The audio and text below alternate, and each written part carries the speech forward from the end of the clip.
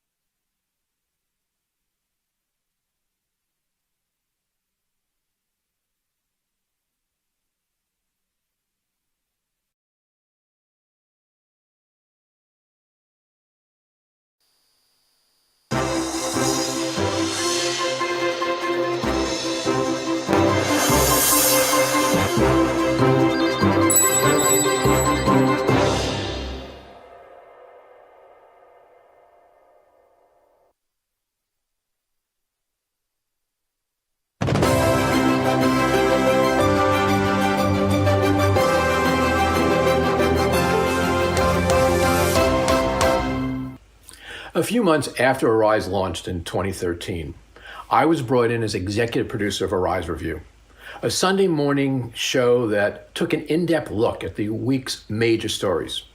Each program was packed with live satellite interviews with newsmakers around the world, as well as terrific in-studio guests. And thanks to a very talented staff, we turned out programs that, in my opinion at least, rivaled anything on the American network shows. After about a year, I was tapped by Nduka to head up the specials and documentary unit. As the Black Lives Matter movement gained traction, we were producing hard-hitting specials exposing the discrimination and the danger people of color face all too often in America. But of all the specials, the one I'm most proud of was our documentary, Game Changers. It's the story of the early days of the legendary Harlem Globetrotters. Back in the 1940s, if you were black, you weren't allowed to play in the NBA. So an independent team, the Harlem Globetrotters, was formed. And they were amazing. The Trotters could outplay just about everyone in the NBA had they been allowed to compete. Their incredible athleticism, their precision, and their fun-loving antics made them superstars. Although celebrated wherever they went around the world, they were treated like second-class citizens in their own country. We were able to track down and interview a number of the former Trotters, including such great names as Meadowlark Lemon, Marcus Haynes, and Wilt Chamberlain. Yes, before becoming a two-time NBA champion, Wilt the Stilt was a Trotter. Compelling interviews, priceless vintage footage, a great script by Deb Gobble, and a spot-on, heartfelt delivery by Julian Phillips made Game Changers a powerful and poignant program. At least that's what we thought. Fortunately, other TV professionals agreed. We were nominated for an Emmy. Being in that huge ballroom at New York's Hilton Hotel, crowded with hundreds of nominees, is an unforgettable experience. At our table were co-producers Mary Lou Yacoub and Janet DeHart, writer Deb Gobble, who I already mentioned, one of the Trotters, Carl Green, and to bring us luck, OJ was there. Have to be honest, it's pretty nerve-wracking. Among the competitors were all the big players, the flagship stations of ABC, NBC, CBS, as well as Madison Square Garden and the Yes Networks, and dozens of others. And for each category, they would read the nominees, and like you see on TV, they would then open an envelope and announce the winner. And Emmy goes to Arise. When they announced our name, I think we all cheered loud enough to be heard in Nigeria. Then we made our way through all the tables up to the stage to accept our statuette. At that time, the vast majority in the audience had no idea what a rise was. So I used my acceptance speech as an opportunity to tell the press corps about this incredible new news channel. Winning an Emmy was a wonderful way to introduce Arise to America.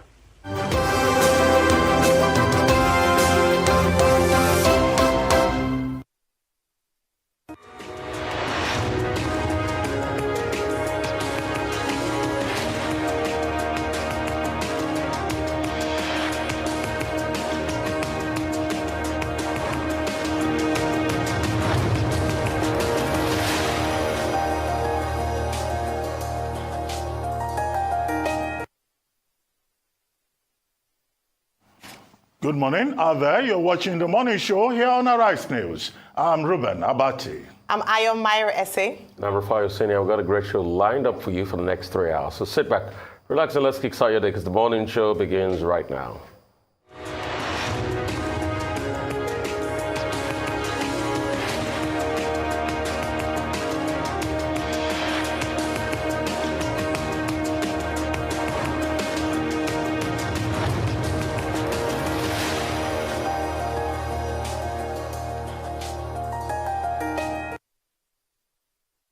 Following the tension arising from the allegation that some people at the presidency were working against the presidential candidate of the All Progressives Congress, APC, Bola Tinubu, in the February 25 election, President Muhammadu Buhari has moved to unite the party, declaring that he will campaign for the former Lagos State governor to emerge as the next president of Nigeria. Buhari made the declaration in Lafia, the Nasarawa state capital, at the APC presidential campaign rally, with thousands of party supporters and residents in attendance. He specifically reassured Tinubu of his unwavering commitment to ensuring that he wins the presidential poll, pointing out that the APC presidential candidate will give his best to the country. Joining us later on this show to discuss the ruling party's new development of unwavering unity is Dr. Nicholas Felix, Deputy National Youth Coordinator of the Presidential Campaign Council of the APC. Moving things along, we shall be engaging Hajia Najatu Mohammed, former Director of Civil Society Organizations APC Presidential Campaign Council, for her right of reply and clarifications on the many allegations by her former political party, the APC. We'll also catch up on news-making headlines across the globe. Ruth Sudhir will give us updates on Africa business activities across the continent. Aaron Akirjala will take us through sporting activities across the globe. We'll also review today's newspaper with Arise news analyst Emmanuel Afeni, while Audrey Okwe will fill us in on what's trending around the world. It's going to be all that and a whole lot more today on The Morning Show.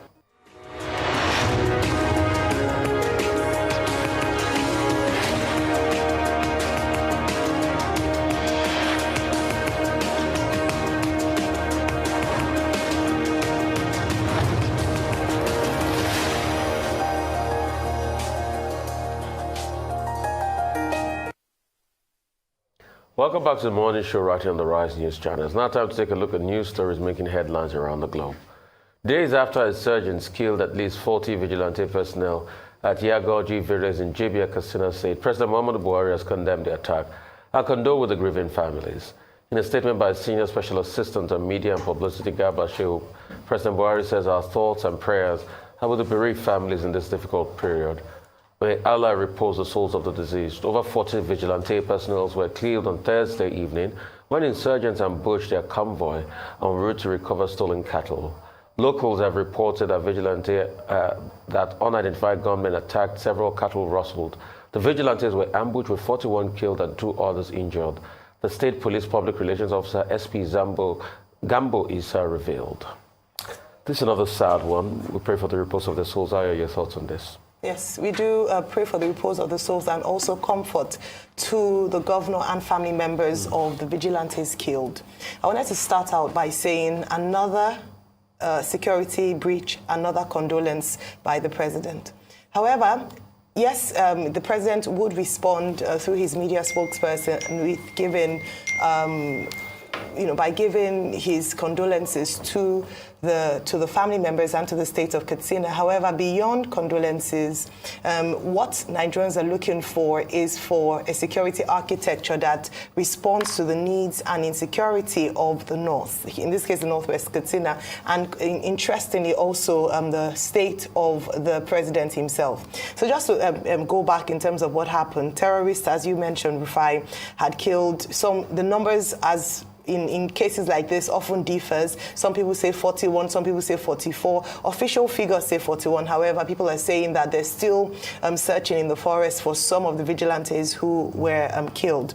The police spokesperson in Katsina State had come out to say, the commissioner of police had come out to say that the group or the vigilante members that were killed were from the outlawed Yakasai. Now, despite the fact that they are outlawed in law, recall that the governor of Katsina State, in responding to the incessant banditry attacks in the state, had trained about 600 local vigilante to support the efforts of security agencies, state security actors. He had said that the aim was to train 3,000 local vigilantes to support the work. Already clear that, unfortunately, what's present in terms of state security in Katsina State is insufficient. A United Nations report had mentioned that one of the things plaguing Katsina State that is not able to respond to the banditry and terrorist attacks that have happened a number of times. Recall that Kankara was where the 300 boys were abducted from the secondary school, and here we are, still having attacks and reports of insecurity in this area. What they had mentioned was that they had security agents posted to this area were not near enough. For about less than 3,000 security agencies, meaning that about 38 policemen to about 100,000 people in the state, grossly insufficient. Unfortunately, there hasn't been enough funding to deploy more security officials there. Hence, the reason why local vigilantes have come out to support the effort. This is sad. This is unfortunate. And as I mentioned in the opening statement, that beyond a condolence letter, the best condolence, if I could put it that way, or the best way to ensure that these matters, as he's described them, are honored, and their memories and the lives of many others who've lost their lives in this area are honored, is by ensuring that the president, in whatever time that he has left, leaves a legacy of security.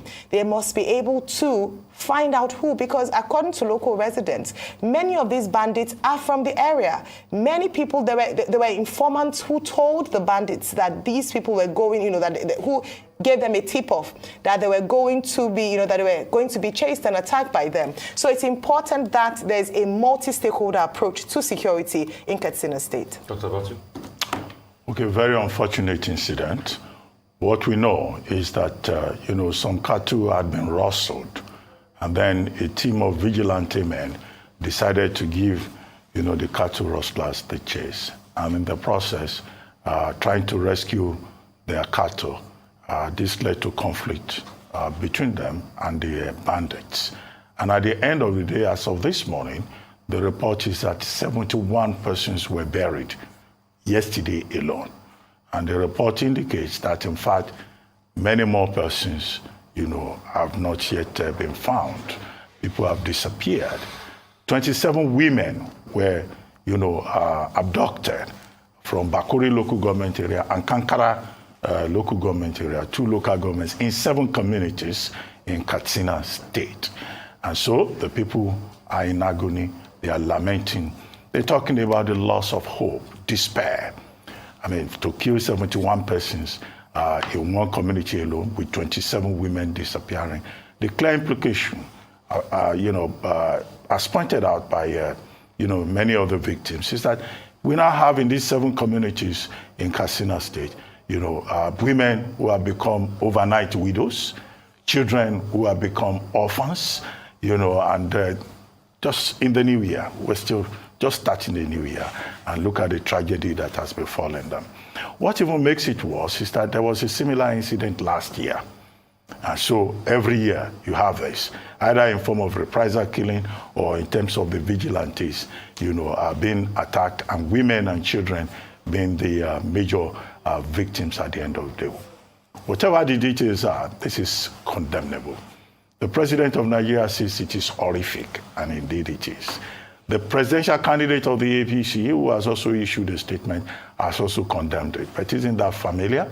We condemn anytime there is an attack, until we all wait for the attack next time. And hence the question is asked, at what point will the Nigerian state be able to fulfill that objective in Section 14, 2B of the Nigerian Constitution, which says that the responsibility of government is to ensure the security and welfare of the people. The state continues to fail the people in this regard. One of the issues that came up in these 7 communities in Katsina State is that the people have locally made weapons, but the police, had stopped them from using those locally made weapons and even took the weapons away from them. Now, of course, the police has a responsibility to protect people, and the police is not likely to encourage people to go and develop their own weapons and resort to self-defense. The fact that 100 bandits were killed, it does not mitigate the tragedy in terms of what has happened in those 7 communities in Katsina State. The president has praised the vigilantes, who have been very brave, have been heroic in trying to support government. But what we are left with, is this report of needless deaths, of women who have become widows, of children who have become orphans. We commiserate with the affected families, only to note that the Katsina State government immediately dispatched, a delegation led by the secretary to the state government to commiserate with the affected communities. And a committee has also been set up by the Katsina State government to provide relief materials. But even with those relief materials, I do not know how anybody can feel relieved having lost their persons for the only reason that they live in a country where, insecurity is what they're served on a daily basis, and the harvest is in form of pain, injury, and death. Most unfortunate. Which is the sad reality of Nigeria today. Commiserations across board, but we all know what is happening.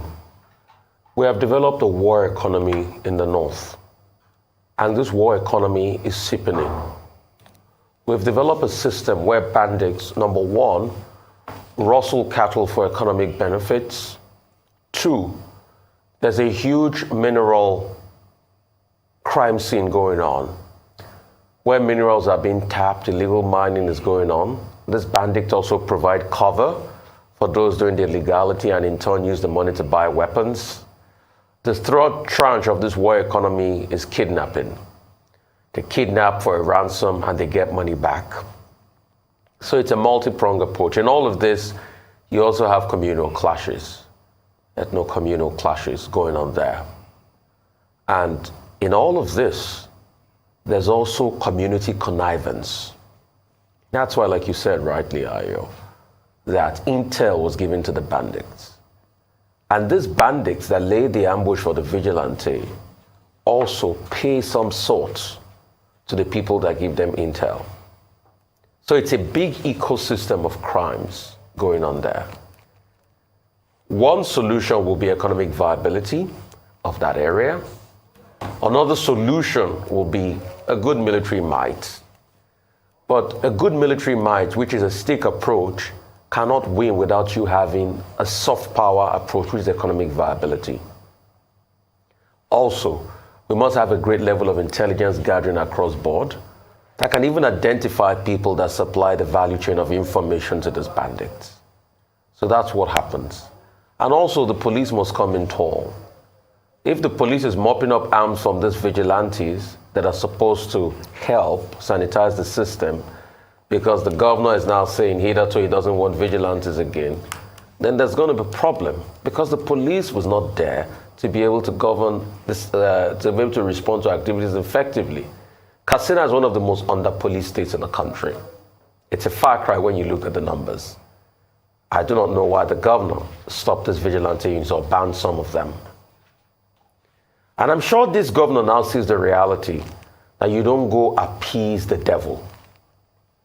I think it was Winston Churchill that said famously that an appeaser is the man that gives the crocodile meat, hoping the crocodile will eat him last.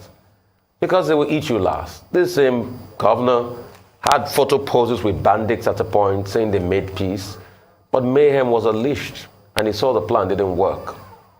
So what we should do is bolster the vigilantes, bolster them. And this method had worked effectively because they have more on-the-spot reconnaissance and local intelligence, just like the civilian JTF worked greatly. Bolster them with arms, bolster them with training, expand the vigilante network. A lot of people that you've not brought into the fray, register them quickly so that they can have mount guards in their communities so that when these people come, and also infiltrate the people that give intelligence to these bandits. Then also bring in economic replenishment in small scheme for SMEs and the likes so that people, once they have economic leeway, then they can move off from these activities. It is very sad what is happening. We pray for the repose of the soul. The presidential candidate of the Labour Party, Peter Obi, is asking Nigerians to exercise patience with the scarcity of the new Naira notes while pleading the central government, the Central Bank of Nigeria, to speed up the process of making the new currency available to customers. Peter Obi spoke on This Day Live. Currency redesign is not peculiar to Nigeria.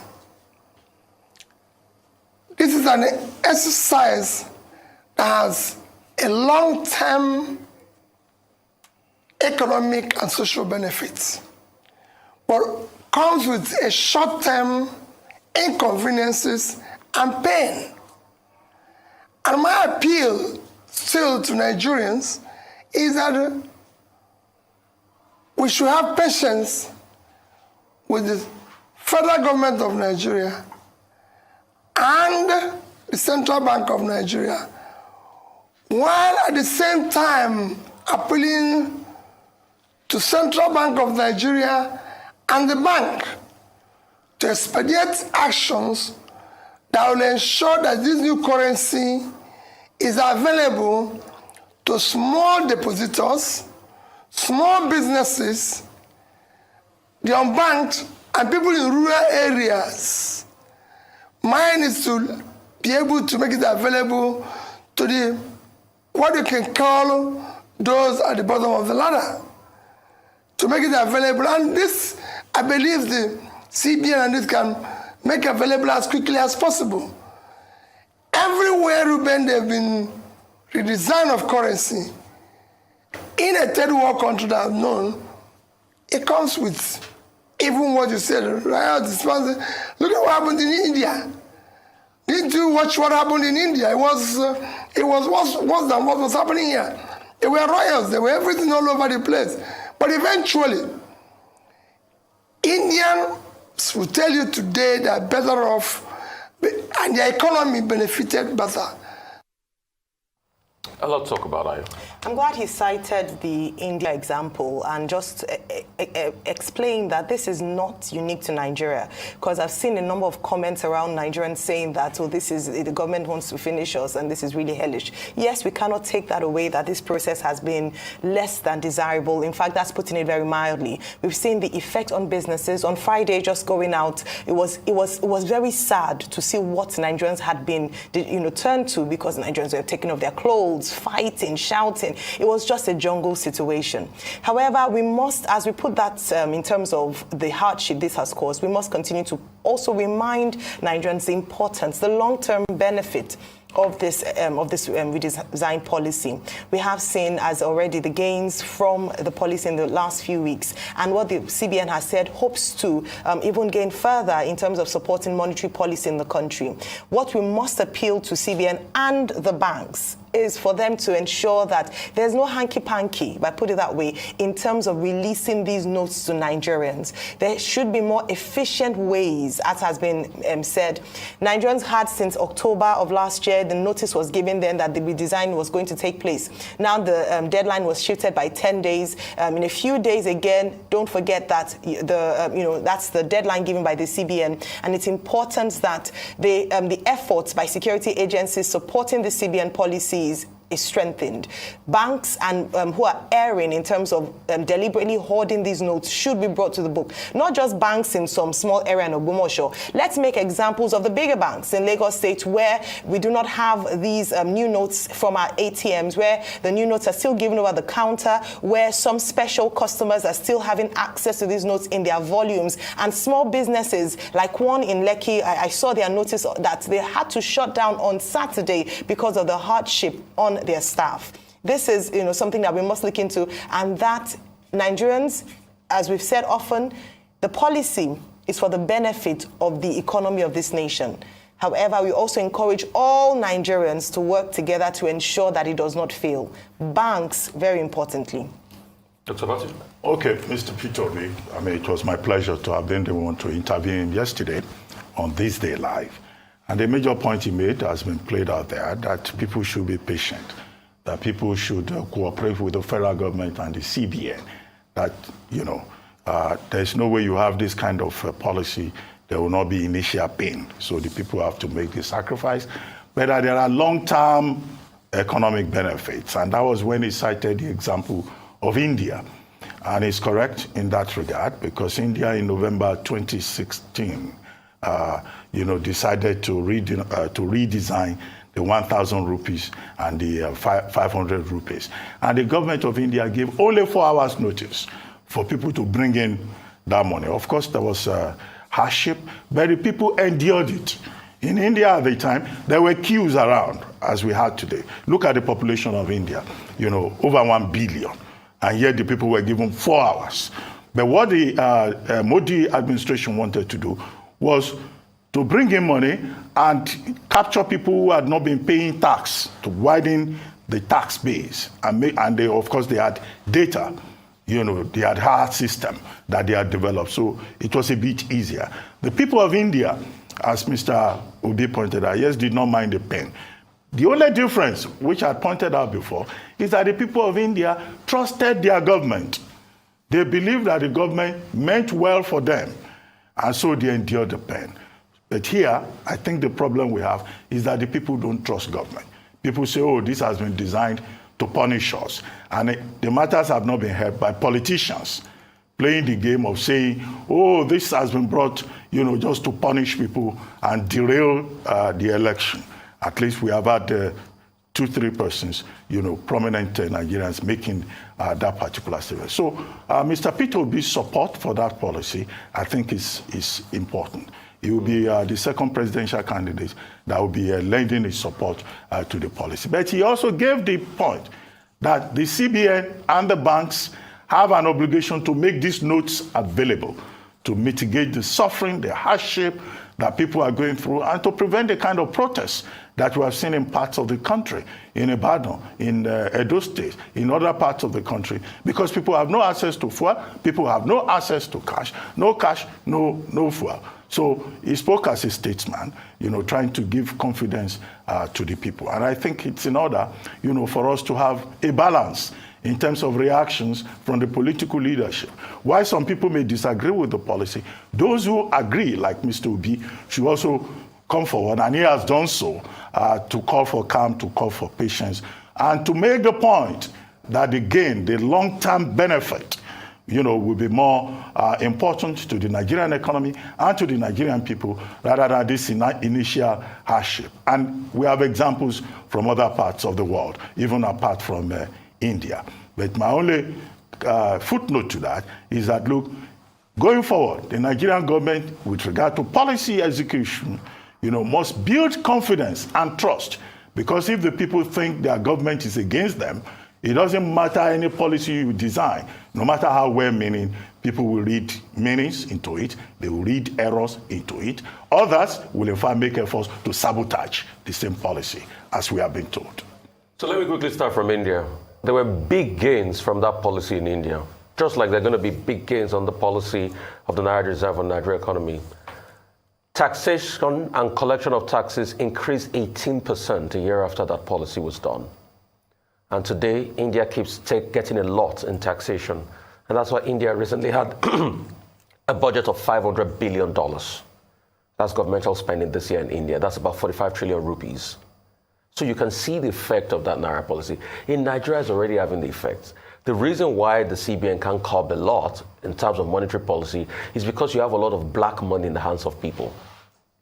Trillions of Naira, which they've been able to curb with these policies, is going to have a knock-on effect on inflation, while the government tries to solve other fiscal problems and legacy problems.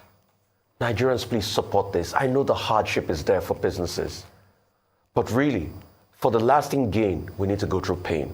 And it is sad, and I feel the pain. I'm also feeling the itch. I'm part of it. I can't get cash also. But we need to calm things down so that we don't allow politicians derail the process, because politicians are now fanning the embers of war, using this as a bait.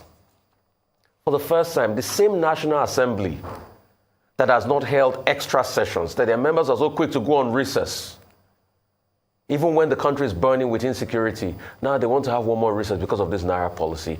It shows that it's already curbing vote buying. That's why all the politicians are screaming. Some people are screaming because they know it's not going to favor them, because they normally buy votes.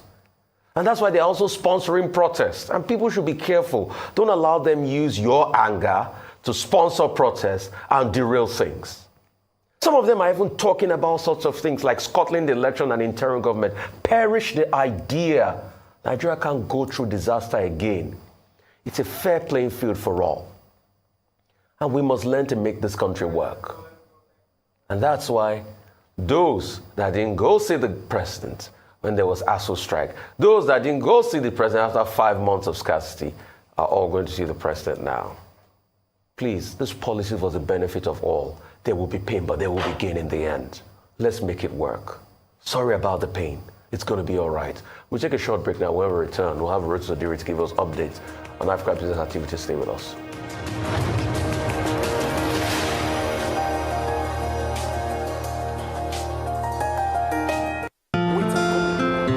I've been running my business on my own, trying my best to get it to the next level, but I really need some help to get ahead. I know just what to do. I'll vote it for my loans, overdraft, step by step to my dream business. We vote is the answer. Salary earners, entrepreneurs, get your loans with no collateral. Yeah. Vote is the answer. Quick sign up, zero paperwork, step by step to your dream business. We vote by Polaris Bank. Vault is available to individuals, SMEs, and corporate customers. Download Vault by Polaris Bank from the Google Play Store or Apple App Store to get started today. Vault is the answer.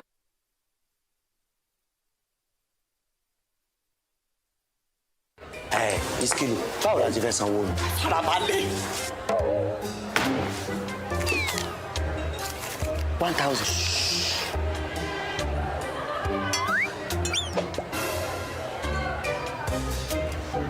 We go wash plate tire o. Farabalẹ̀ now. Madam, èló lówó wa? Brother, na 3,005. Màá fún yín ní owó pé káàdì Glo ẹlẹ́gbẹ̀rún 10,000. Oh yeah. Bring your phone.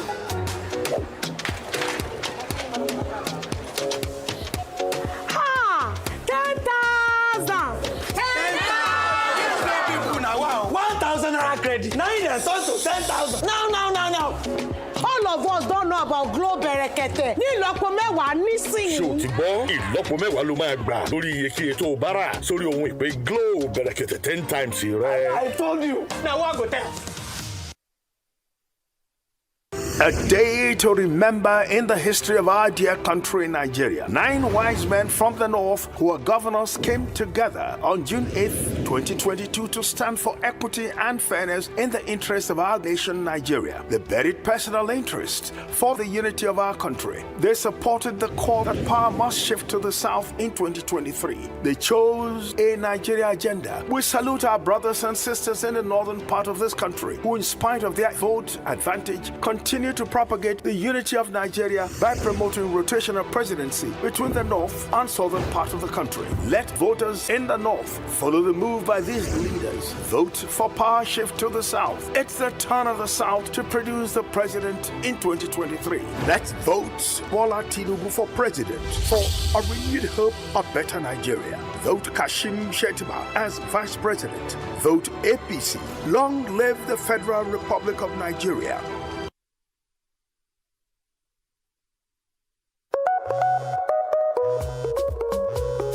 Malaria won't show power for your side. It can knock you down. I'm a temp salt jet. Are you? Me I can tell you no say. Malaria, my lesson, we no get bad days. Oh, out to me, I got red game changer. I'm a them soft gel. Say no to malaria. Yes to life.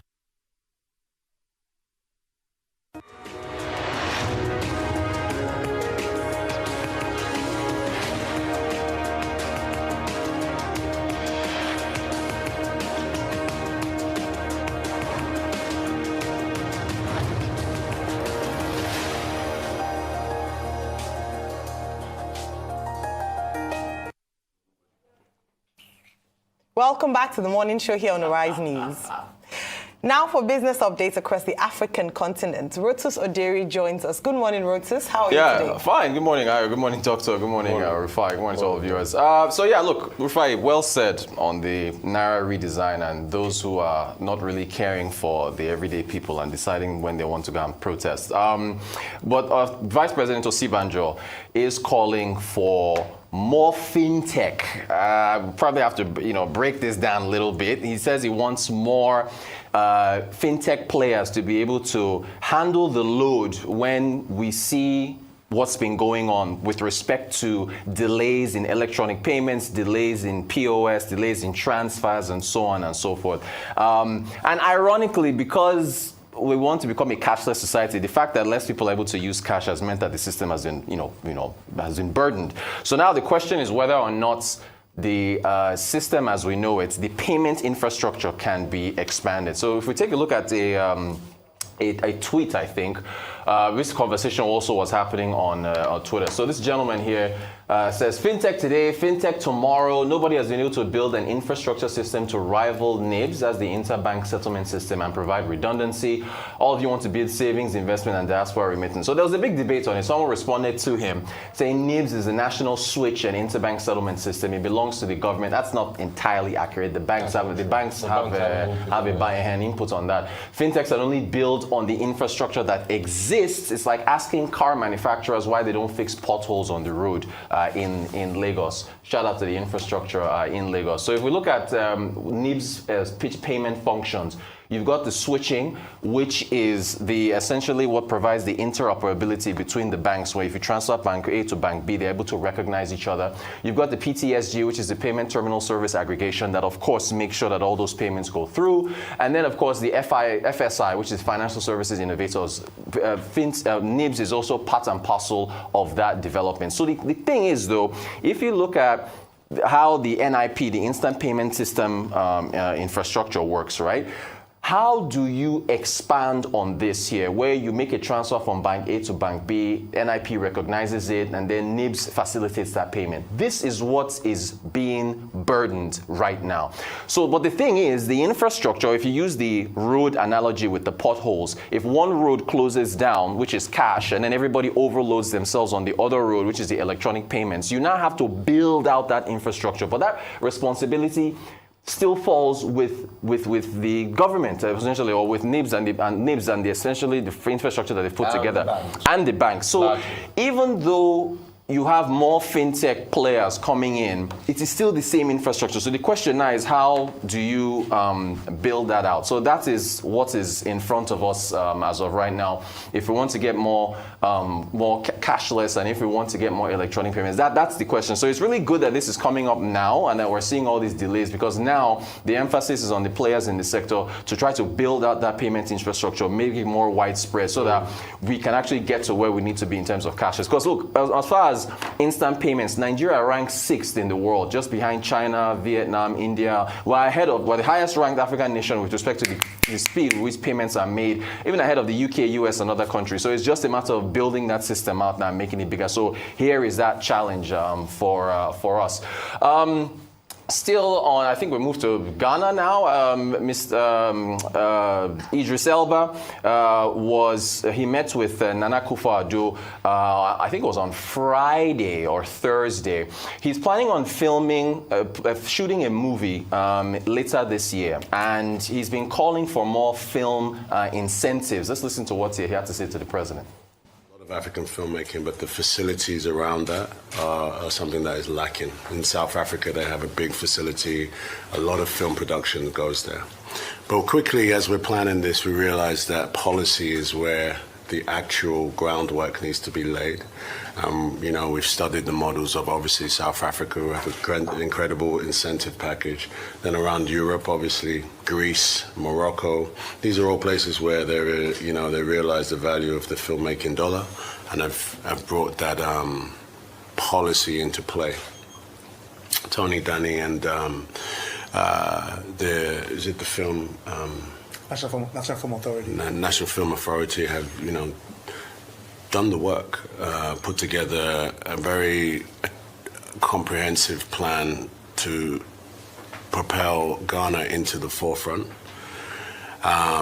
It needs to be robust. It needs to be competitive to the rest of the world. But we believe for sure, and I know you believe this too, it's been part of your legacy that you want to leave as well, that Ghana should step up in terms of attracting those filmmakers. I think one of the things to just highlight for you, what I want to do personally myself, I have a film that I'm directing, and I'm hoping to bring that film, or at least some of that film, to shoot in Ghana.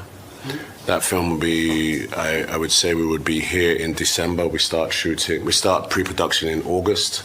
Some of the film, 2 or 3 weeks, will be in Ghana, say by December. Hopefully, if we were to move with a fair wind and we were in agreement of what we could do in terms of the policy, we could case study my film as a proof of concept. Needless to say, it would take a lot of collaboration to move quickly. However, it would be very beneficial for us to show and to make an announcement to the world that Ghana is open for business.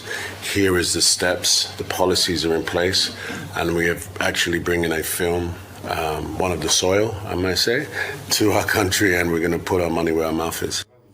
So if you remember when The Woman King came out back in October, we had a long conversation, that's where you came on board, but we had a long conversation about, The Woman King was shot in South Africa. Mm-hmm. We talked about all the incentives that South Africa puts forward to attract movies here. And Idris Elba mentioned that several times, the South African model. We also talked about Tom Cruise shooting his latest Mission Impossible film in South Africa. So, that's essentially what he wants to replicate in Ghana. And, if we think about us here with Nollywood here, Nollywood is great, it's big, but is Nollywood generating USD? Are we bringing in do we have the incentives to attract filmmakers? And then talk about security and other things. But anyway, that's what's there with Ghana. In South Africa, it's just protests.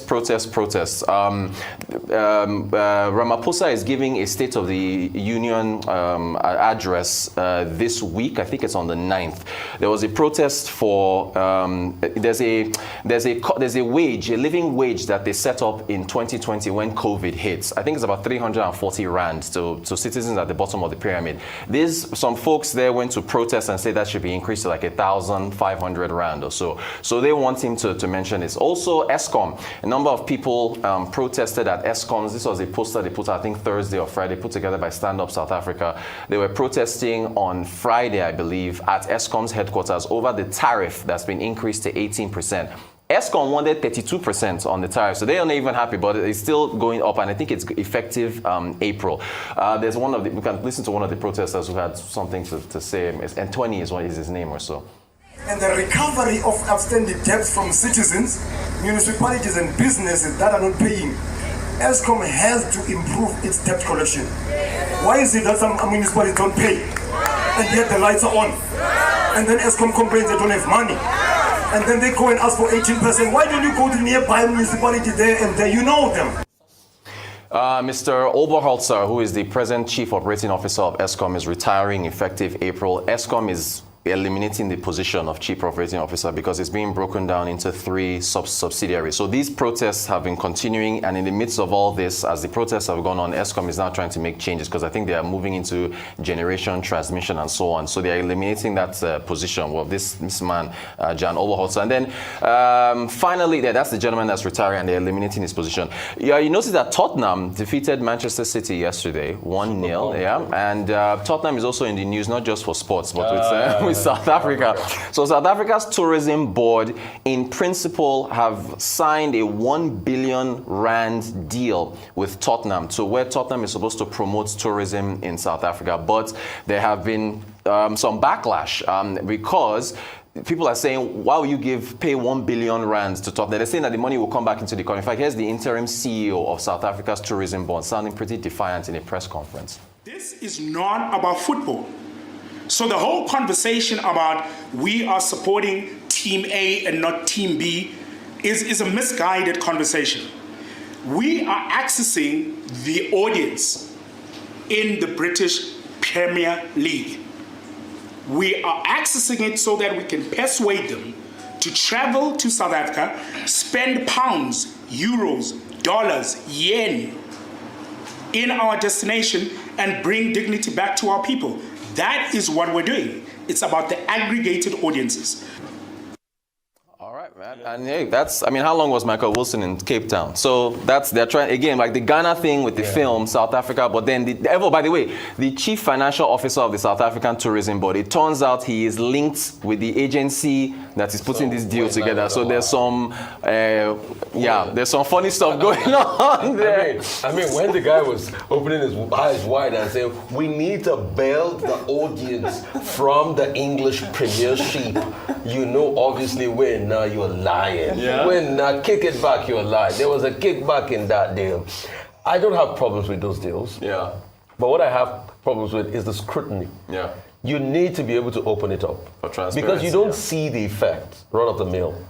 And I'll give you an instance. You remember when Rwanda did the same with Arsenal? With Messi? Was it Messi? No, with Arsenal, yeah, okay. This is Rwanda. Yeah. You get? Yeah. I think that was about 40 million US or thereabout, some ridiculous amount of money.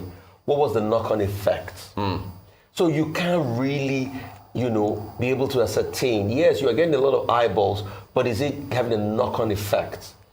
And is it done? Is that the best deal possible? Yeah, for tourism. Does it have to be Tottenham? Couldn't it have been other, teams, like a team that was just recently promoted? Because it's still the television rights you're trying to tap into. So could you do it better? Yeah. And that's it. So there was corruption in that deal.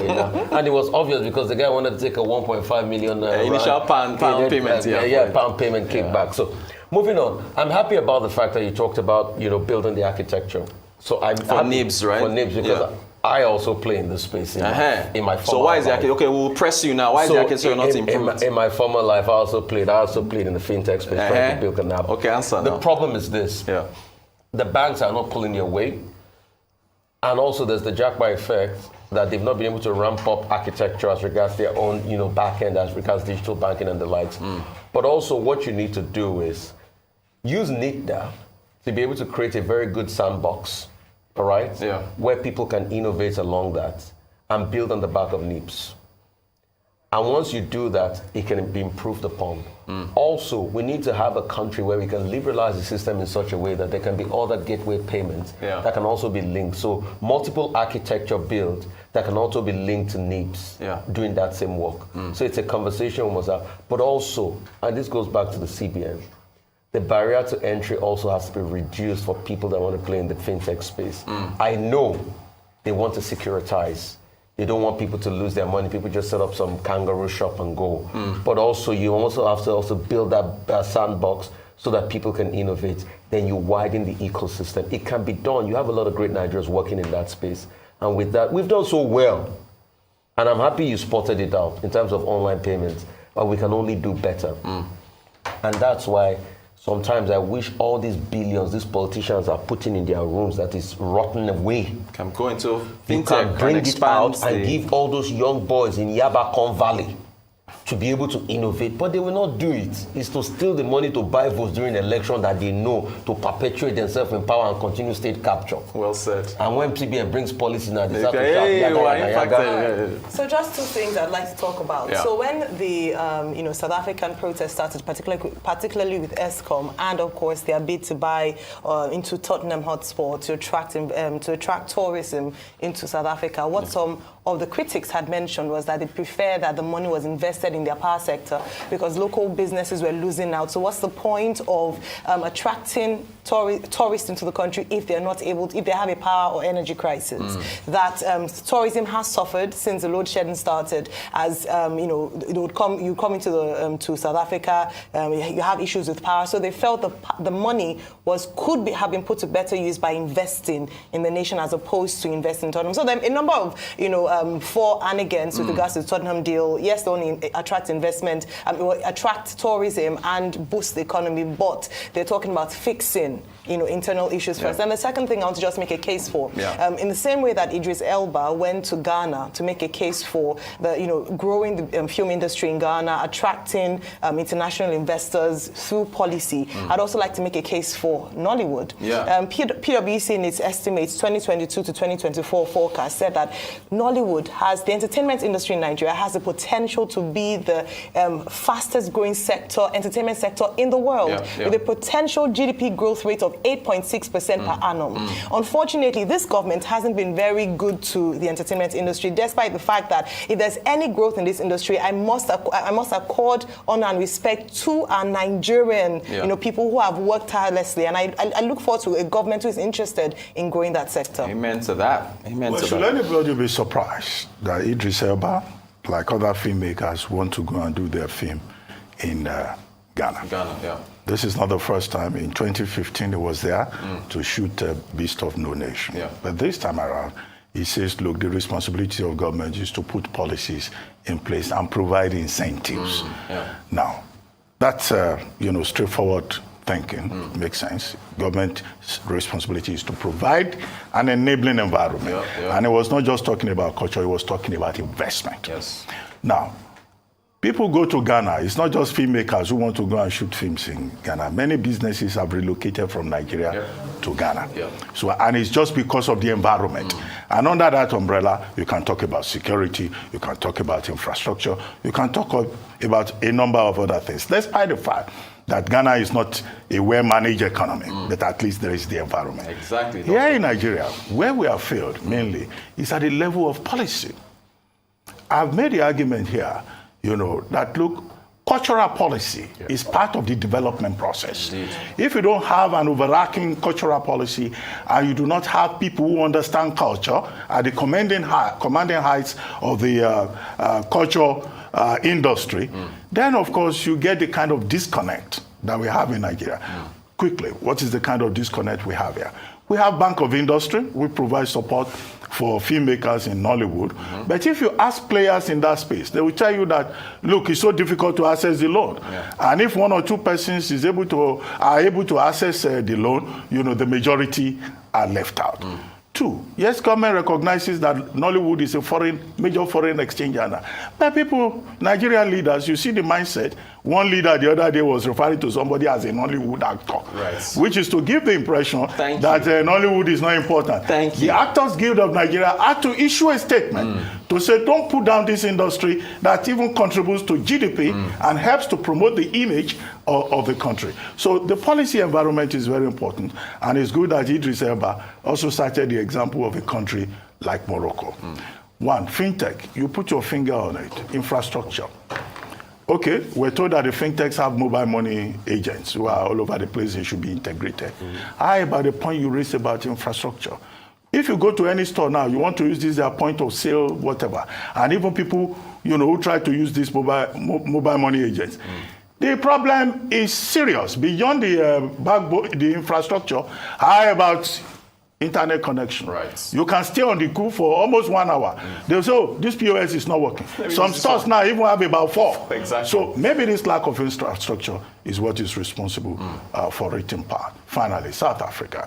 Yes, you've made a point. The people are protesting. Democratic alliances, this is an act of folly. The big issue is that private sector tourism associations in South Africa are saying, you are not supporting us. You promised collaboration.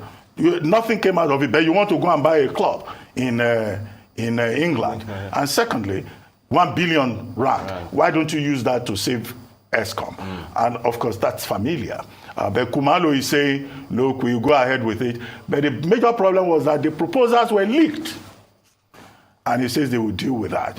But they've not signed yet. It's only conditional approval. But we'll see how it goes. Yesterday, when Tottenham won, they were saying SC tourism beats Man City.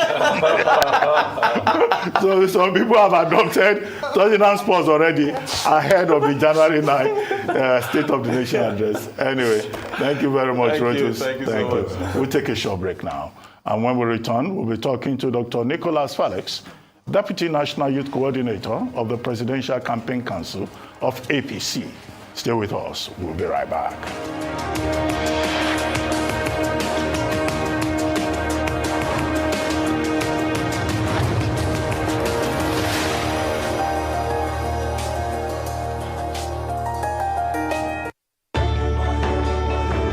As you adjust to the new realities for operating your business and engaging with your customers, let us help you transform your business into a digital powerhouse capable of adapting and taking advantage of today's opportunities. With our best-in-class array of digital solutions, you can conduct your business, receive payments from your customers, and perform transactions quickly, safely, and conveniently, because we've got you covered with the right people, technology, and service offerings.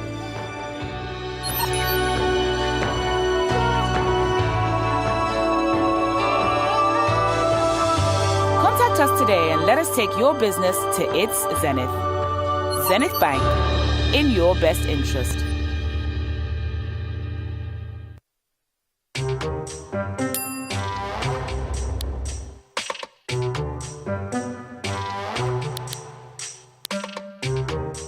I'm about to serve better breakfast. If you're in Lagos, you need to see this.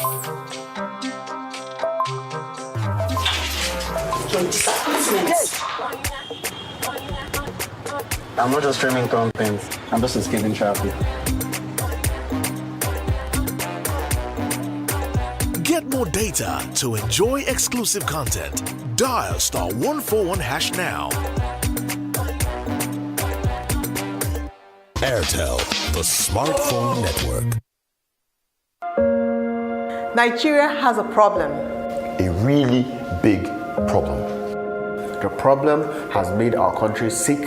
And we cannot remain sick for 4 more years. Nigeria is sick with insecurity, poverty, rising cost of living, and an escalating japa crisis. The good thing is, Nigeria has a pathway to recovery. And when we recover, our country will be safe. When we recover, our economy will grow. When we recover, our nation will be stronger. We have to recover from this sickness. So we can recover from lost ground. Recover our time, recover our future, and our dignity on the African continent. In 2023, it is Nigeria time to recover. And together, we can get it done.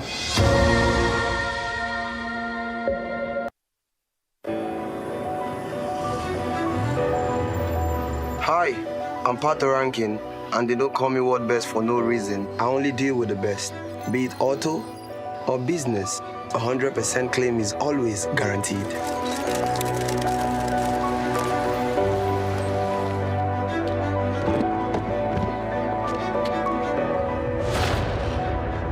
Welcome to World Class Insurance Services.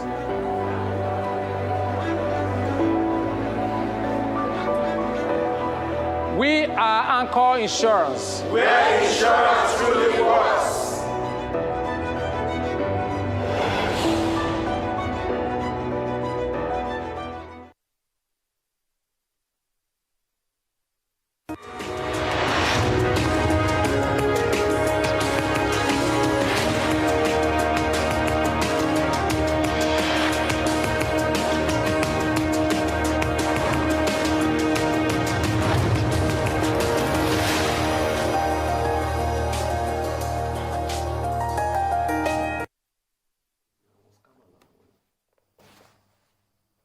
Welcome back to the morning show here on Arise News. Amid concerns about division within the ruling All Progressives Congress and the presidency's lack of support for Bola Ahmed Tinubu, the presidential candidate of the party, President Buhari last week declared Tinubu as the next president of Nigeria.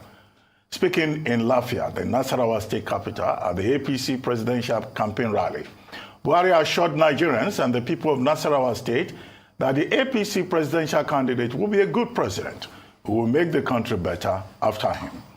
This latest development in the APC has put to rest the allegation by the Katsina State Governor Nasir El-Rufai that some persons within Aso Rock, the seat of power, were working to frustrate Tinubu's victory at the forthcoming general election.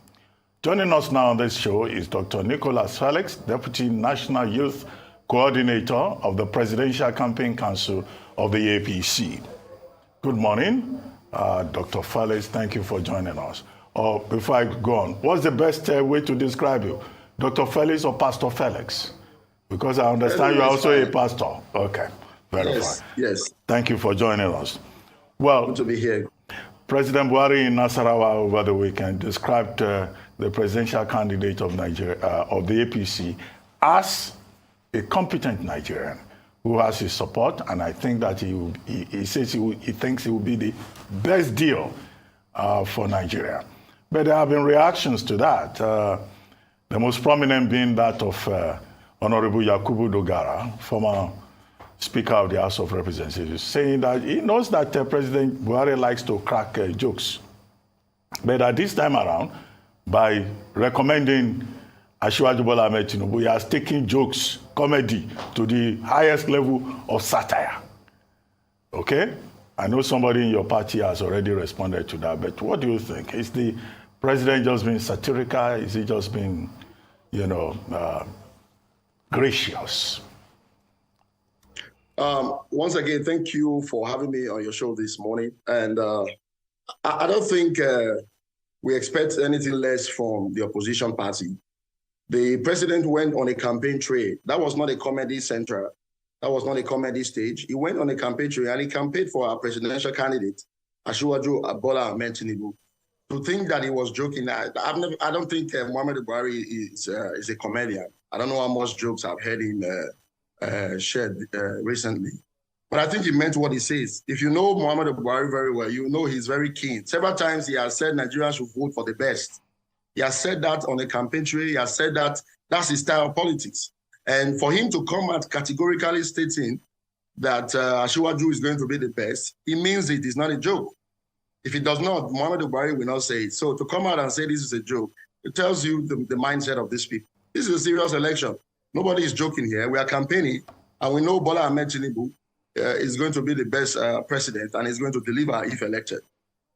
All right, Dr. Felix, I'd like you to just speak about this thing going on about internal wranglings within the APC, that there's some people who are deliberately trying to sabotage the chances of your presidential candidate of being president come 25th February. Indeed, Governor Nasir El-Rufai had said that there was a cabal in the Aso Villa who were derailing, I use that loosely, my own words, the president through advising him on policies that were not good for the nation in order to scuttle the chances of Asiwaju Bola Ahmed Tinubu emerging as president. In fact, they're saying that they're supporting another candidate from another party.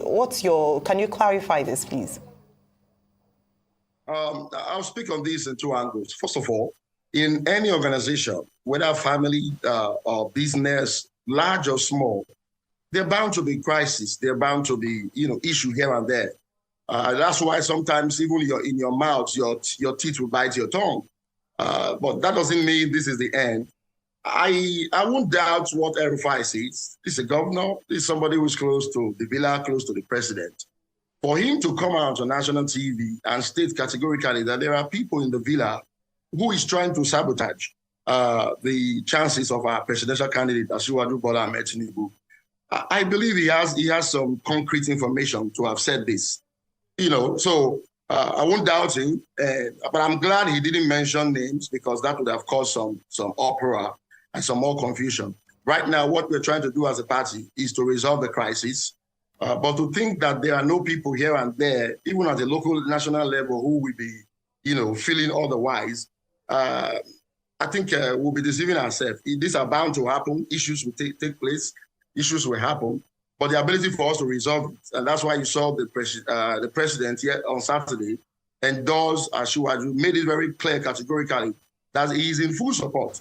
There may be one or two persons out there who may want to scuttle the chances of our candidate of winning the election by raising policy. Look at it right now. Even though this policy of the Naira redesign and the fuel scarcity was not caused by our candidate, there's every chance that people will be angry with the party APC. You know, at the end of the day, how is that going to affect us? This is the wrong time for these things to be done. So I want to believe he has some concrete information. I have no doubt that he does. But I'm glad the way it's been handled for peace to reign in the party and in the nation. So why are you happy that Nasir El-Rufai didn't mention names? Because a lot of people are saying it was good for him to mention names, not just come and stare the hornet's nest. Because he went on 4 different media houses, which a lot of people say, why didn't he put that same energy into the insecurity in the states? That's one. Number 2, you talk about the policy. A lot of people are asking, why is it that it's only your party that is crying over the policy? I mean, Peter Obi supported the policy, Atiku Abubakar supported the policy, the other 2 front runner. Why is it that your party is also crying about the policy? What is it that really affects your party about this policy? Okay, 2 things. The first question, as regarding why he didn't mention, you know, you must, as a leader, you must understand crisis management. He has an information of some people in the villa who's trying to scuttle this election. Wisdom demands that you don't come out with those names, causing sin. I'm sure if you bring those names, we will not have time to campaign. We'll be distracted in this election. You know, so that's why I'm glad he did not. After the election, he can go ahead and say whoever they are. But now we need all the attention. We want to focus on this election. So wisdom demands that he did not mention, and I'm glad he did not. Number 2, you see, this policy does not just affect APC. I'm sure as a journalist, you've been seeing the outrage, the pain, the suffering of the average Nigerian on the street. This is not just about APC. This is about us, the common Nigerian. Things are getting more difficult. The average Nigerian cannot even withdraw money, even to transfer. For the past 3 days, I've been trying to make a simple transfer. I've not been able to. Why? Because I'm sure a lot of people are trying to do internet transfer, and the networks are very bad. So this is something all of us should be angry about. It's the wrong time. And we are not against the Naira redesign, but there are procedures. Right now, I brought this to show you. This is the old dollar bill. This is the new dollar bill.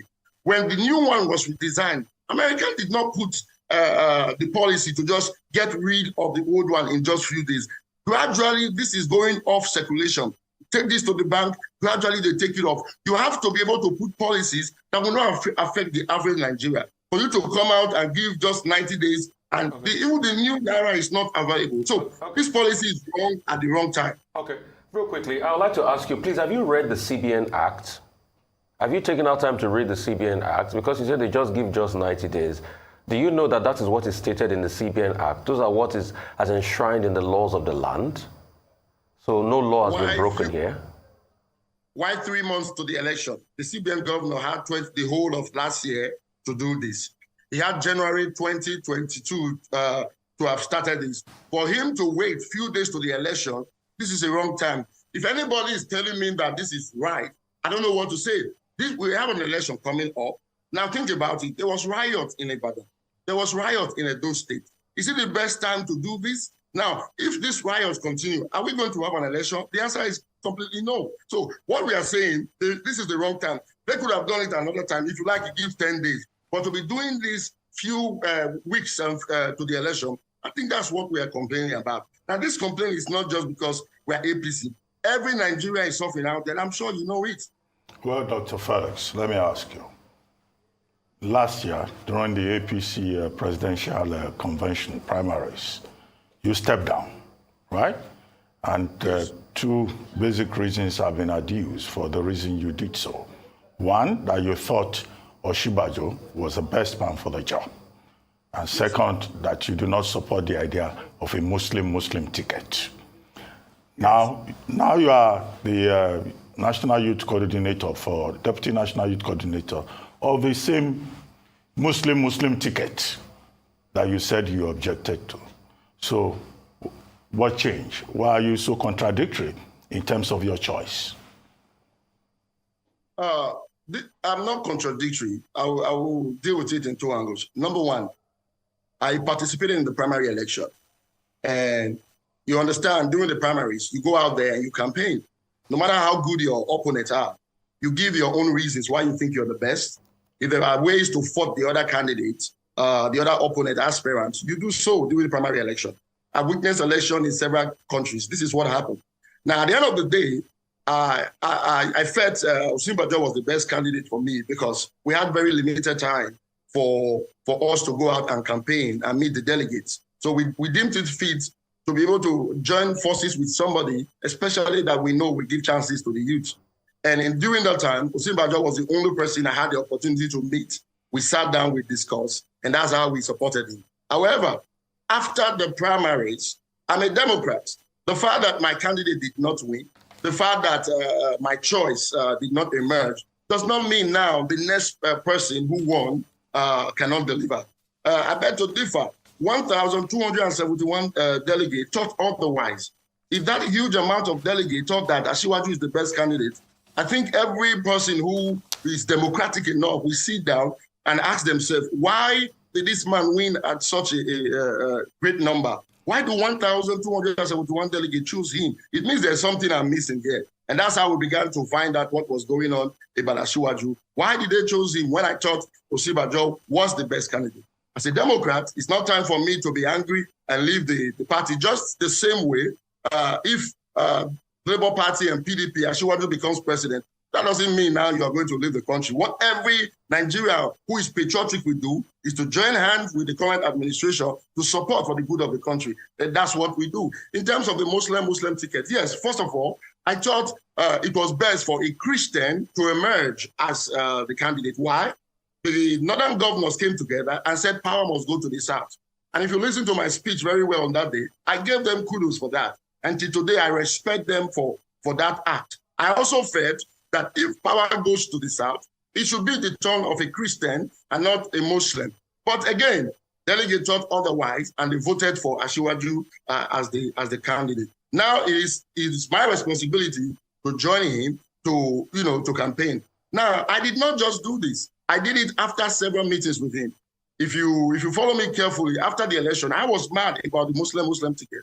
I came on AIT, I said it. I went on several stations, and I said it that I'm against it. But I had to sit down. There's a parable in Nigeria. They say, I will the Christ in his hero. In as much as we are sharing tears as Christians, we have to also see. We have to be able to examine what is going on. After several meetings with him, I discovered this man is not our problem. Asiwaju is not a religious bigot. It's not somebody who is trying to Islamize Nigeria. So that's why I joined support with him, because I know going beyond just the issue of Muslim ticket, he's the best man for this job at this time. All right, thank you, Dr. Felix. So beyond the Muslim ticket, which you were so, very adamant about that you wouldn't support during your campaign, you also talked about the fact that the reason why you stepped down for the Vice President, Professor Emmy was because his vision for Nigeria aligned with yours, particularly in terms of youth empowerment, the economy. I'd like you to just share with us some of the similarities, because I want to believe that you ran based on your convictions beyond party faithfulness, and so to see where these align, with your own views. And then the second part of my question would be just taking you back to the Naira redesign. Now, your party, the APC, is, and as you've spoken as speaking on their behalf, is not for this Naira redesign in terms of the number of days or time given to Nigerians in terms of notice. However, the president, who is also in your party, has consistently supported the this Naira redesign policy.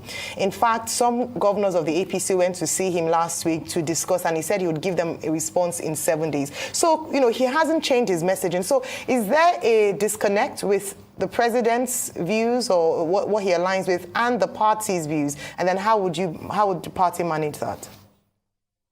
Okay. Firstly, in terms of my support for the vice president, if you follow me carefully, I've been an advocate for youth in governance. I've championed that cause for a while, and I will keep doing so, because the youth of this country has been greatly marginalized. I think it's time for us to be on board, to get on board, and be able to join in leading this country. So when I met with the vice president, he was very humble. He accepted me, we spoke. And several things took place that made me throw my heart for him. Now, as at that time, we couldn't meet with Asiwaju, so there was no chance of even discussing or even know what he supports or if he's going to be the candidate that is going to be youth-friendly, even though we've seen that, we've heard about how he has greatly supported people all these years. But I felt having a meeting one-on-one, because if I'm not convinced, I can't go. Having a meeting one-on-one would have been better. Since the opportunity was not there, it was, a landslide for us to go with the vice president. However, after the primary election, I had the opportunity, even though it wasn't right away, to meet with him several times. We went 4 different meetings. In the first few meetings, I allowed him to speak. I remember it was me, myself, and Adam Shumoli and Shuwaju. We spoke at great length. They spoke. The second meeting, we spoke briefly. The third meeting, it was the 4th time I decided to open up. And, I explained my fears. Number one, as a pastor, I'm concerned with the Muslim ticket. Are you trying to Islamize Nigeria? What is the idea? I'm sure there are Christians in the north who are as much capable, if not even more capable, than Shatima. Don't make categorically clear. Has he Islamized his home yet? His wife is currently a pastor. So I felt, yes, that makes sense. If you have not Islamized your home, are you coming to Islamize Nigeria? That's number one. Number two, I needed to make sure that he's going to be youth-friendly. We need youth in the cabinet. The past administration did not do as much when it comes to bringing youth on board in his cabinet. So I needed to be sure that you are the candidate who is going to make sure you carry youth at home, not just during the election, because apparently that's the only time they know us for.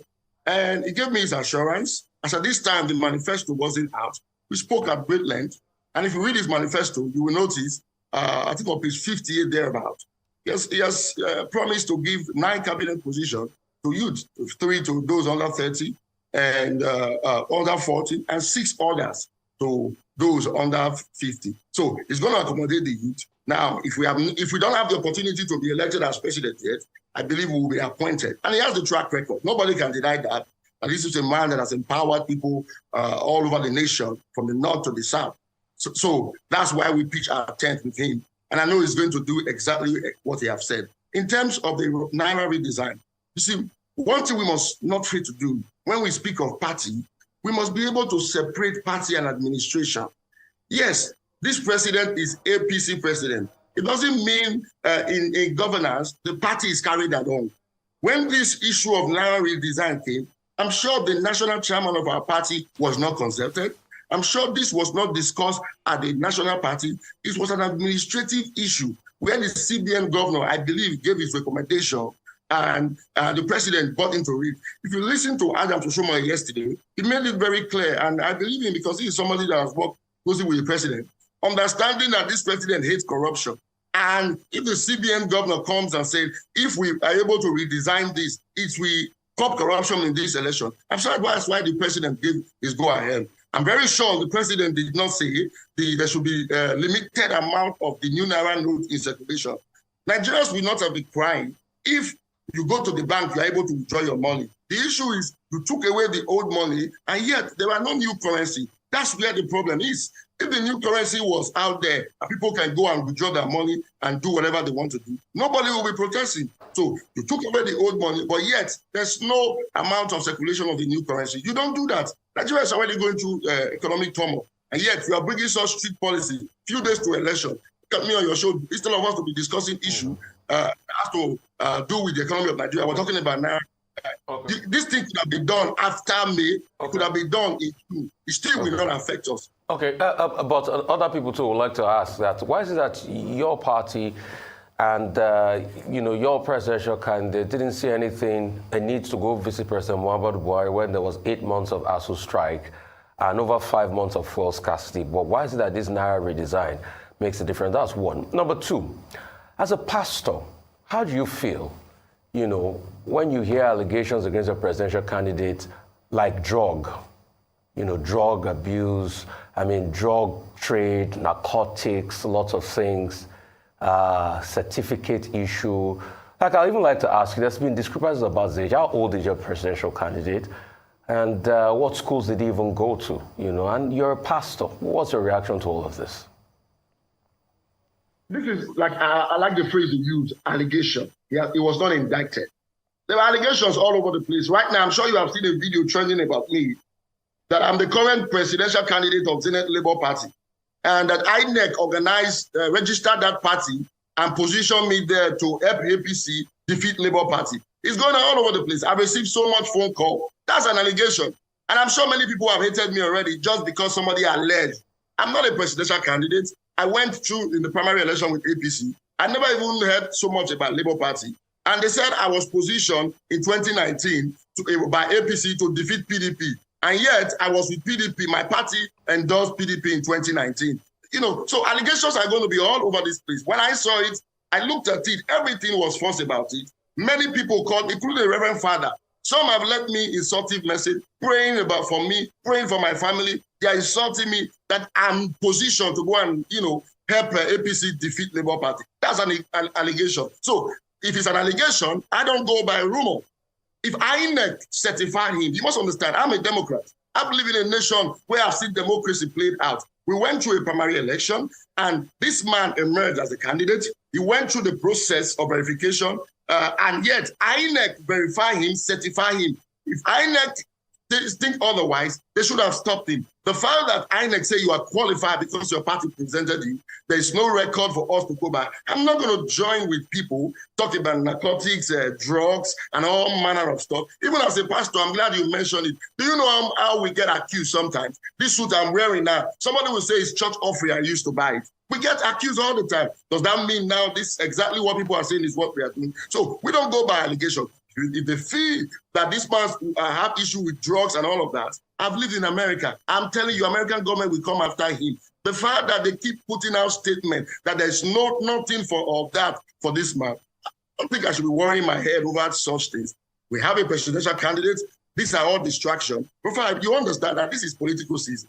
All over the world, as great as an American is, everybody complain when it's time for politics. No matter how good you are, somebody is going to find something to say. I'm smarter than that to be distracted by those false allegations all over the place. And the first question I asked you, I said, why is that your party didn't react when there was 8 months of ASU strike? Why did that the party, some of the governors didn't go see the president? Why is that they didn't go see the president when the 5 months of field scarcity start? I'm just asking that. Now, the department who was involved in ASU strike, they were having meetings all the time with the president. Again, like I said, this is an election. We understand there is a sabotage. There are people who are trying to cause people to hate APC the more. That's why it is necessary for APC governors, those of us who are in politics, to join forces to understand that this is a strategy to distract people. They've complained about beavers. We are ready to go for the election. They thought we would be scared about beavers. Now they are looking for every means possible. This is an election season. You don't expect the governors to be running all over the place all the time when there's something going on. We have a department who is responsible for that, who stepped in. Several meetings, every day it was aired on TV. So the fact that the governors did not react run to the president during that time does not mean they're only concerned about the election. No, it was important. It wasn't important that school students were out of school for 8 months. It wasn't important for the governors to run to the president.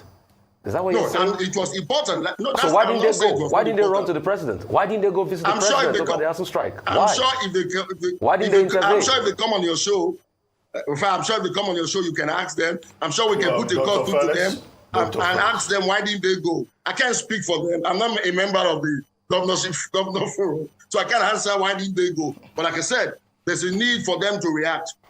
You got to understand, I don't know if you are watching the news. What is going on out there is cause for every one of us to raise alarm. We cannot have Nigerians suffering. This is not about APC. The people are suffering. We need to be able to step in and intervene. This is the wrong time for this to be done. Dr. Felix, yes. Before we go, when you now took the decision to join the APC Presidential Campaign Council and campaign for Tinubu, there was an initial complaint from you that, there was no attempt to integrate you and allow you to promote the interest of the youths of Nigeria. When did that change? Do you now have direct involvement? How involved are you?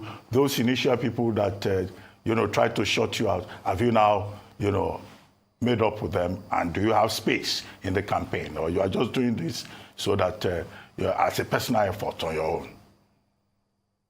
No, thank you for that question. After the primary, the presidential candidate went visiting some of the candidates, and I thought, would be nice to be visited. And understand, one of the reasons I went through with this primary election, even when the nomination fee was so high, was because I needed a youth representation. If you look at 2019, a lot of us came out to run for president. We went through the smaller parties with smaller nomination fee, and we began something that I thought should continue. So during this time, I noticed majority of us, apart from Showore, were not on board in this election. One of the reasons, I think, because a lot of the political parties were deregistered, now limited to just 18. I said we must have a youth representation. They cannot just silence us. That's why I went further. So after this, I expected to even be one of the first person to be reached out to, being the youngest, but that did not happen. I left the country 7 days after, needed to go and cool my head down. I kept waiting for that call. The phone call did not come. And that was why I will speak up if something is wrong. Let me make that very clear. Don't think because I'm a member of the APC, if an administration do wrong, I'm going to support them. I want you to know that I'm going to speak up. I have repeatedly stood on this show and said what this administration did not do well. So I raised an alarm, that the youth need to be carried along. And when I came back to the country, that was when myself and Asiwaju met. He did apologize at his age and at his level. He didn't have to. He apologized to me that it was an oversight, that he wanted to, but those who were making the arrangement and the schedule said I was out of the country. That was why they didn't reach out to, even though I left 7 days, not immediately. And as soon as he apologized, we let it go and we move on. I'm heavily involved in the campaign. I'm the Deputy National Youth Coordinator. I've been in so many of the campaign. I've spoken in some of the campaign. So if you're talking about getting involved, I'm heavily involved. This is not just me doing this to get involved. I'm the deputy in the national campaign, deputizing Governor Yahya Bello. So I'm involved in the campaign. The youth are carried along. And I'm sure this administration is going to be one that will benefit the youth. We need the youth to get on board so we'll be able to join in, getting ready for the next election. Now, let me make this clear. I'm looking beyond 2023. I'm looking beyond when a young person becomes the president during the next election. So we need to get involved and get prepared for that day. Well, on that note, we'd like to thank you very much, Dr. Nicholas Felix, for joining us on the morning show today. Thank you. We'll take a short break now. And when we return, we'll be talking to Ajia Najatu Mohammed, former director of Civil Society Organizations, APC Presidential Campaign Council. Stay with us. We'll be right back.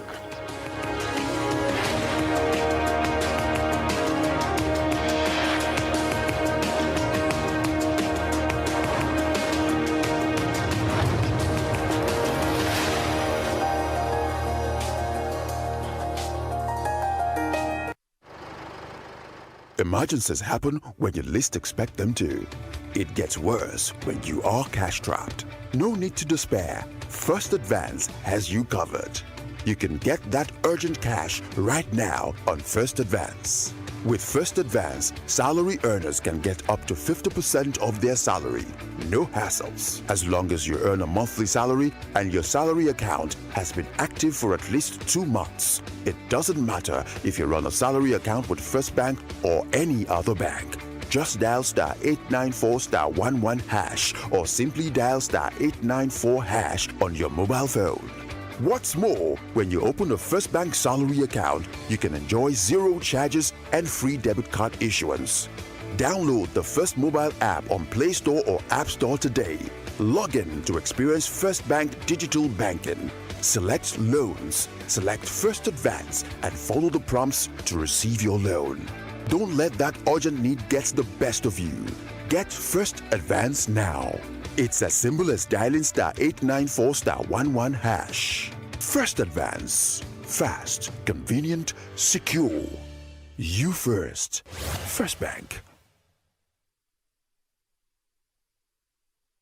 There is a huge difference between the relative experience of salary earners and those of business owners and entrepreneurs. Someone who has never had cause to set up a business of his, who has never had cause to source for funds, turn it around, pay salaries, pay back the loan, and still make profit cannot be expected to be hands-on when saddled with an economy the size of Lagos. Experience that hasn't curbed Lagos's traffic in 24 years of their reign. Experience that hasn't addressed Lagos's perennial flood experience that currently leaves us with over 2 million out-of-school children. The duo of Jandor and Funke have been investing in Lagos's economy for about 2 decades, running their personal businesses, employing people with track records of success. Lagos needs a breath of fresh air. Vote Dr. Abdulaziz Olajide Adediran Jandor as Governor of Lagos State. PDP! Power to the people! This is a different kind of energy.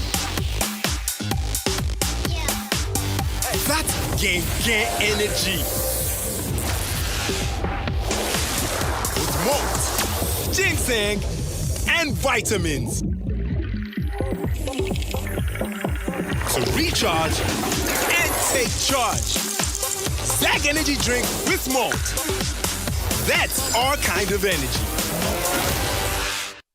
Nigeria now we country, APC not the party, now one man be a choice. At last, the elections are here. Let's turn out en masse on election day and vote Asiwaju Bola Tinubu as President of Nigeria for a renewed hope and a better Nigeria. Vote APC, the party that shows a broom.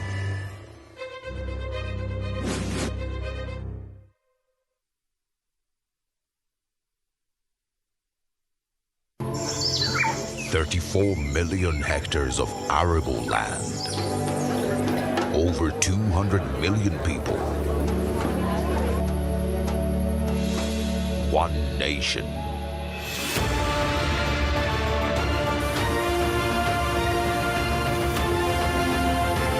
Home to Africa's fertilizer company.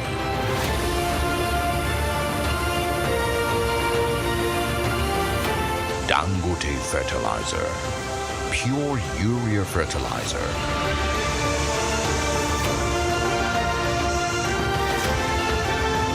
With one single-minded passion to feed Nigeria.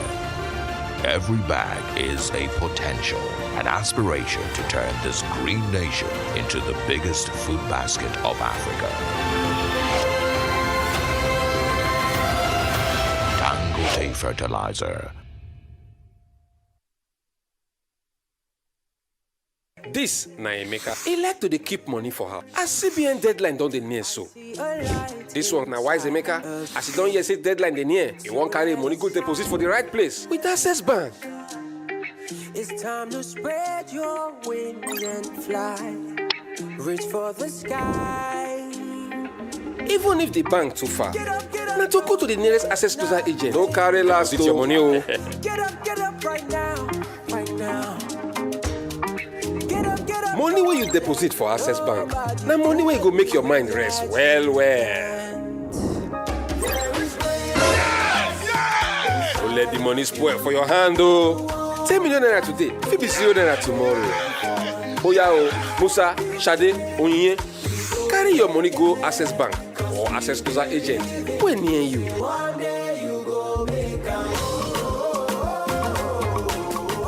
Access, more than banking. One man knows Nigeria, understands the people, and knows how to get Nigeria back on the road to growth. His capacity to navigate numerous industries towards growth and expansion is tested and trusted. No one needs to show Atiku Abubakar how to move Nigeria forward through challenges and unto greatness. He already has a sure plan. A strategist, an entrepreneur, and job creator. Atiku Abubakar knows Nigeria, knows our people, and knows the work. Atiku, for sure. PDP! Power to the people!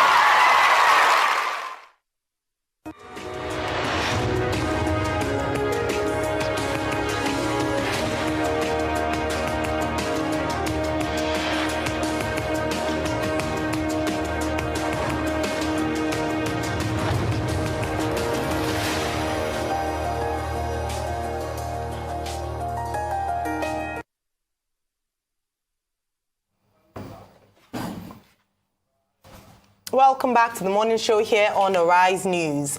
Since the resignation of Najatu Mohammed, a former chieftain and director of civil society organizations of the ruling All Progressives Congress Presidential Campaign Council, on the basis of deciding to support individuals truly interested in addressing the root causes of Nigeria's challenges, the APC has continued to condemn the media comments made by the former APC PCC director. Last week, Governor of Kaduna State, Nasir El-Rufai, dismissed her sessions and condemned the People's Democratic Party's campaign activities and even that of the Labour Party. Same condemnation was made by Festus Keyamo, SAN, the chief spokesperson of the Presidential Campaign Council of the APC. Joining us now from our Abuja studio for a right of reply to the many allegations of the ruling APC is Hajia Najatu Mohammed, former chieftain and director of civil society organizations, APC Presidential Campaign Council. Good morning, Hajia Najatu. Welcome to the morning show. Good morning. Good morning. Good morning. Good morning, Ajia. It's good to see you again. The last time you were on this program was January 26, yes. And there were reactions to some of the things you said on that program on that day. One, Governor Nasir El-Rufai has responded to you. The APC Presidential Campaign Council has responded to you. Festus Keyamo has responded to you. I don't want to go into the details of their response. I'm sure you know what they said about you. But also, we have also received a reaction from the Nigerian Broadcasting Commission, NBC, which sanctioned Arise News and also has issued a penalty of 2 million naira. And in at least 2 paragraphs in that protest by the NBC, your name was specifically mentioned. And the statement is that the anchors refused to caution you when you were calling people names, Senai, illiterate, people cannot recite the Saratu, or cannot lead prayers in the Muslim manner. So, Madam, today, just for you to be aware that there have been these reactions and, for you to be cautious how you throw those adjectives against people. It's good to have you. But quickly, what's your response to the allegations that you don't, whatever you said on the 26th, you didn't know what you were talking about, and that you are not a medical doctor anyway? How can you assess the health status of Asiwaju Bola Ahmed Tinubu? Well, I still stand by what I said, because every day, every single day, even look at the clip of Asiwaju when he was in Ocean quite recently, in which he could not even remember how he got there or why he was there. So that is the problem. When people say that these are clips, well, what we are saying even right now is a clip. If what we are saying right now is just nothing, is just a fabrication, then every other thing is a fabrication. But let me talk about Festus Keyamo. It's really unfortunate that a lawyer at this stage, if he remembers very well, and one of the things that I said about Asiwaju is about corruption and perjury. It was Festus Keyamo in 1999 that sued the Lagos State Assembly for clearing Asiwaju of perjury and certificate forgery. He went as far as the Supreme Court, which he, even though he lost, but what I'm trying to say here is this. Was he lying? Was there a certificate forgery? Was there perjury? Did Asiwaju swore on oath based on lies? Or was Festus Keyamo lying against Asiwaju? This is something that he needs to answer. So we are talking of integrity now. We are talking about people changing according to their personal interests. Festus Keyamo then was more concerned about the integrity of Asiwaju, but today it serves his purpose, his personal purpose. So he wants Nigerians to forget all the things he said about Asiwaju then. In fact, as far as going to court, I mean, there's more to that. So, and then when he was, I don't know when they started appreciating Nigerians. Festus Keyamo was minister, and I think still minister for state for labor, when ASU was on strike for 8 months, what did he tell the people? He said, go and parents should go and beg ASU. They so insult Nigerians. When they talk, they don't think of what they have said earlier. They don't think of Nigerians. All they are thinking is their personal interest. So we cannot be talking about the same thing over and over again. The clips for Asuwaju are there for everyone to see. Every campaign he goes to, he goes. In fact, people are whispering into his ears to tell him what to say. And as for Nasuru, when they went to Chatham House in London, is it not true that they were some of the people that were made to answer questions for Asuwaju? So what else do Nigerians need to know that something is seriously wrong with Asuwaju? There's nothing that we need. Everything is explicit. The truth has been written on the horizon. So it's left to Nigerians.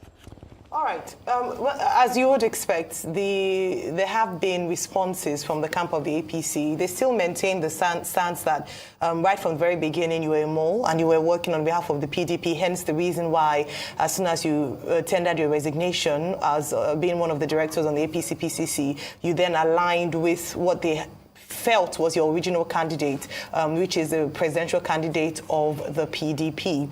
I'd like you to respond to that. And also, I mean, we've been asking questions. Okay. Yes, of course. Let me just finish. I have a second question. I can respond to that. Okay. All right. Okay. So the second question, when you respond to that, just in terms of responses as well, also around this issue, around a deliberate sabotage of the APC's presidential candidates by some Aso Villa cabals.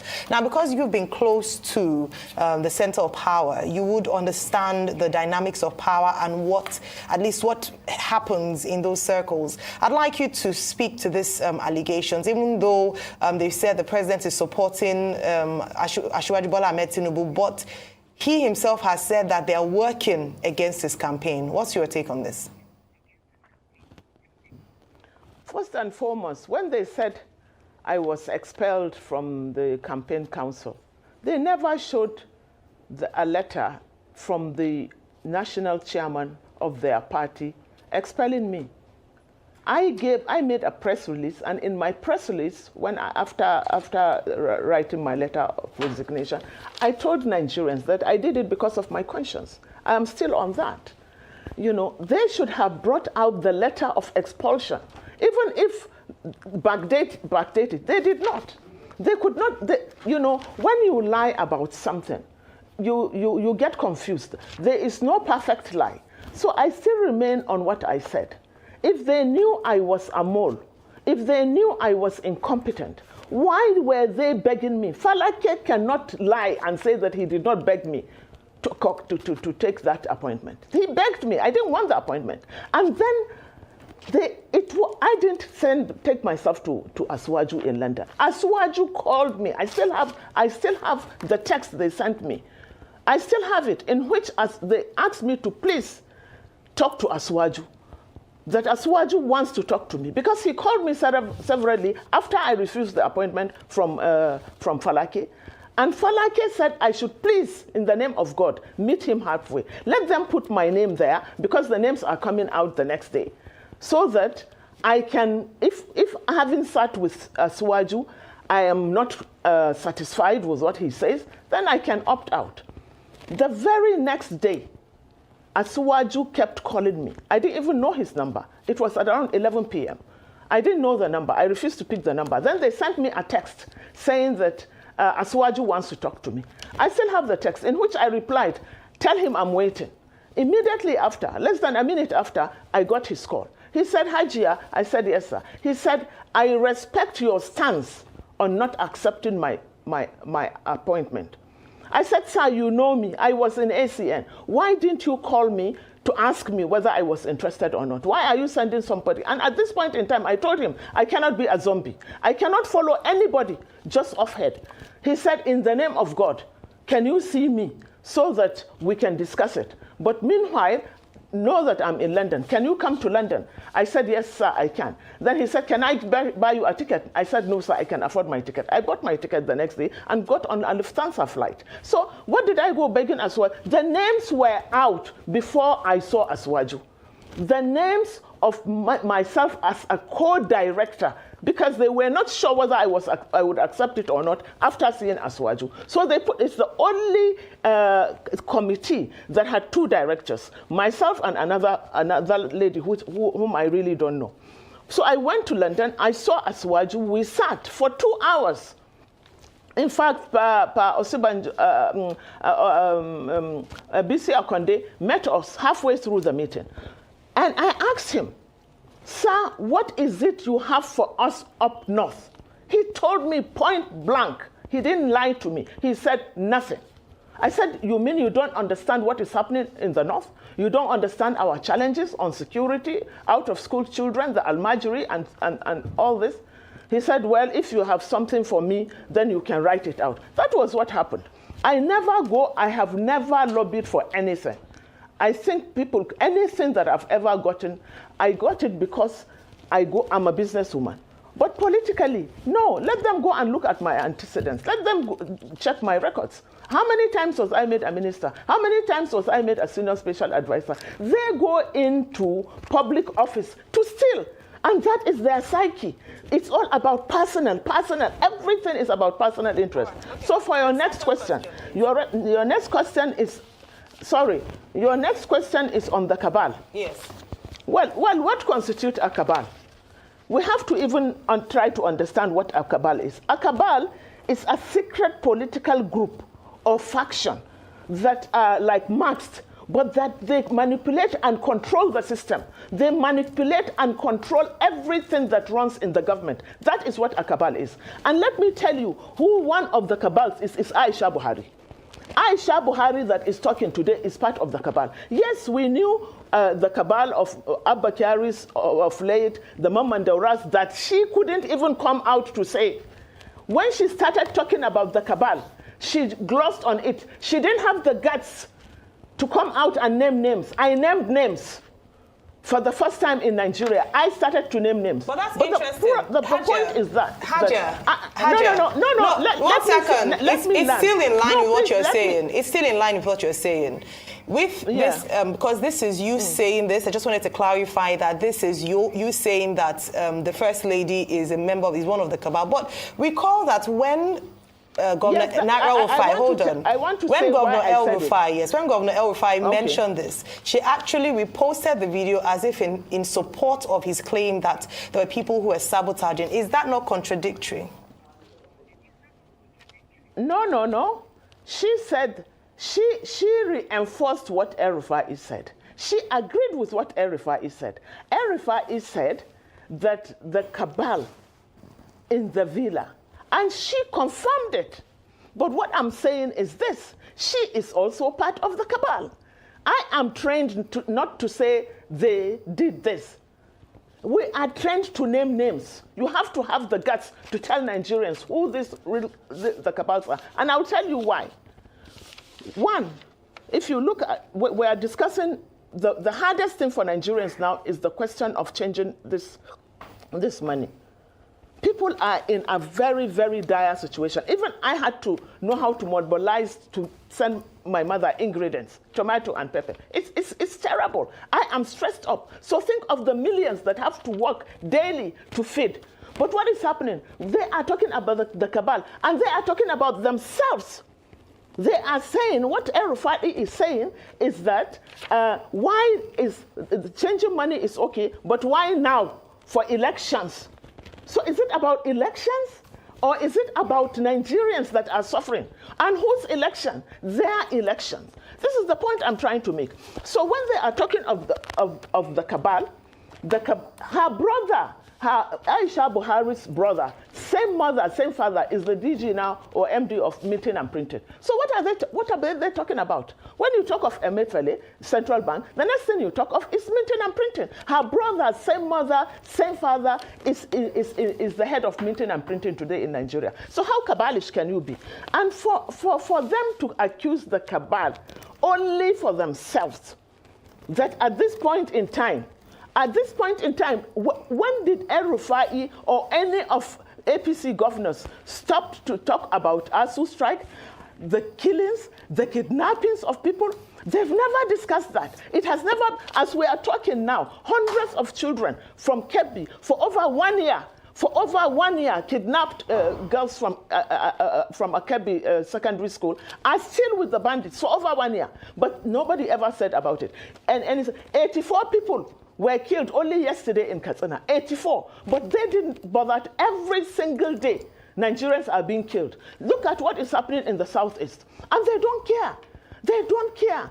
It doesn't matter who kills you or when you are killed. What matters is that you are dead, you have been killed. It doesn't make any difference to the victims. So it doesn't make any difference to Nigerians when or how they are squeezed and strangled for lack of the currency that they will buy their day-to-day needs. So they should stop lying. They are the real Kalba. And we should also not forget El-Rufai's memo.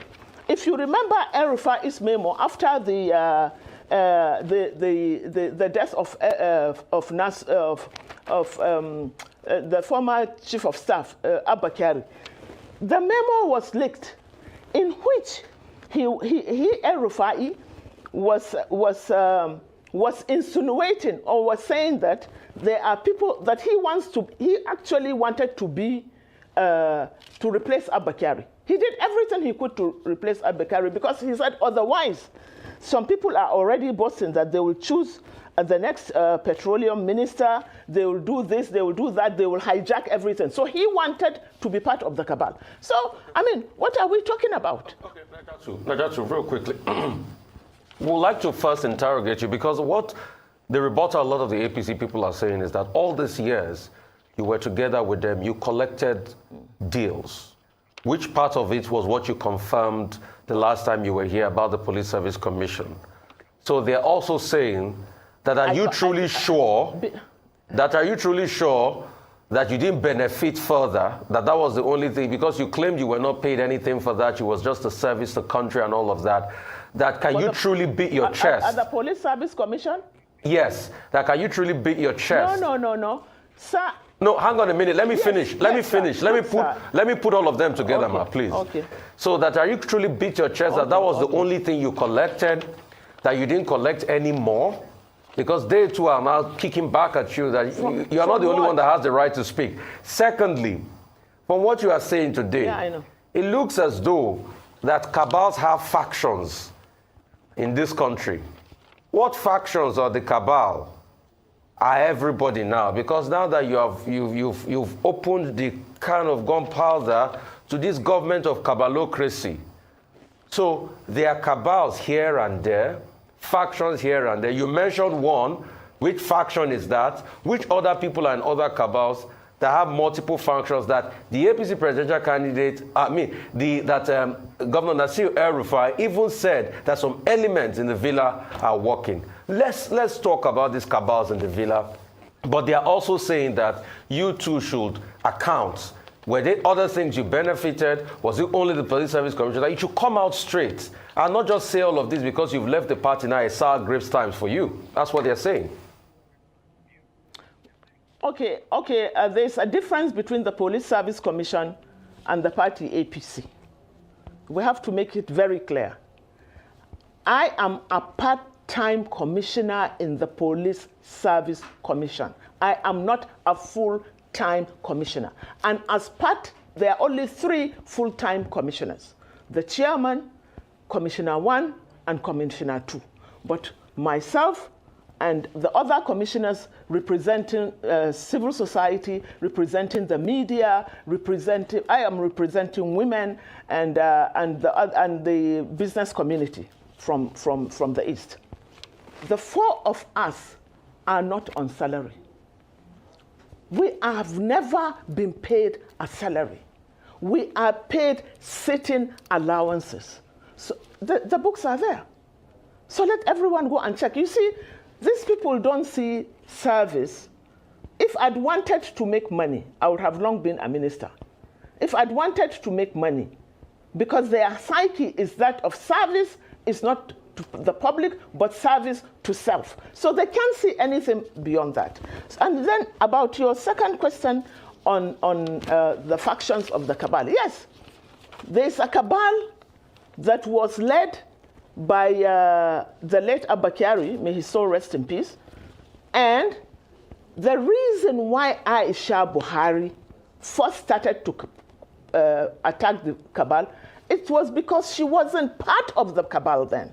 But she succeeded in throwing up Mamandora's things outside the villa.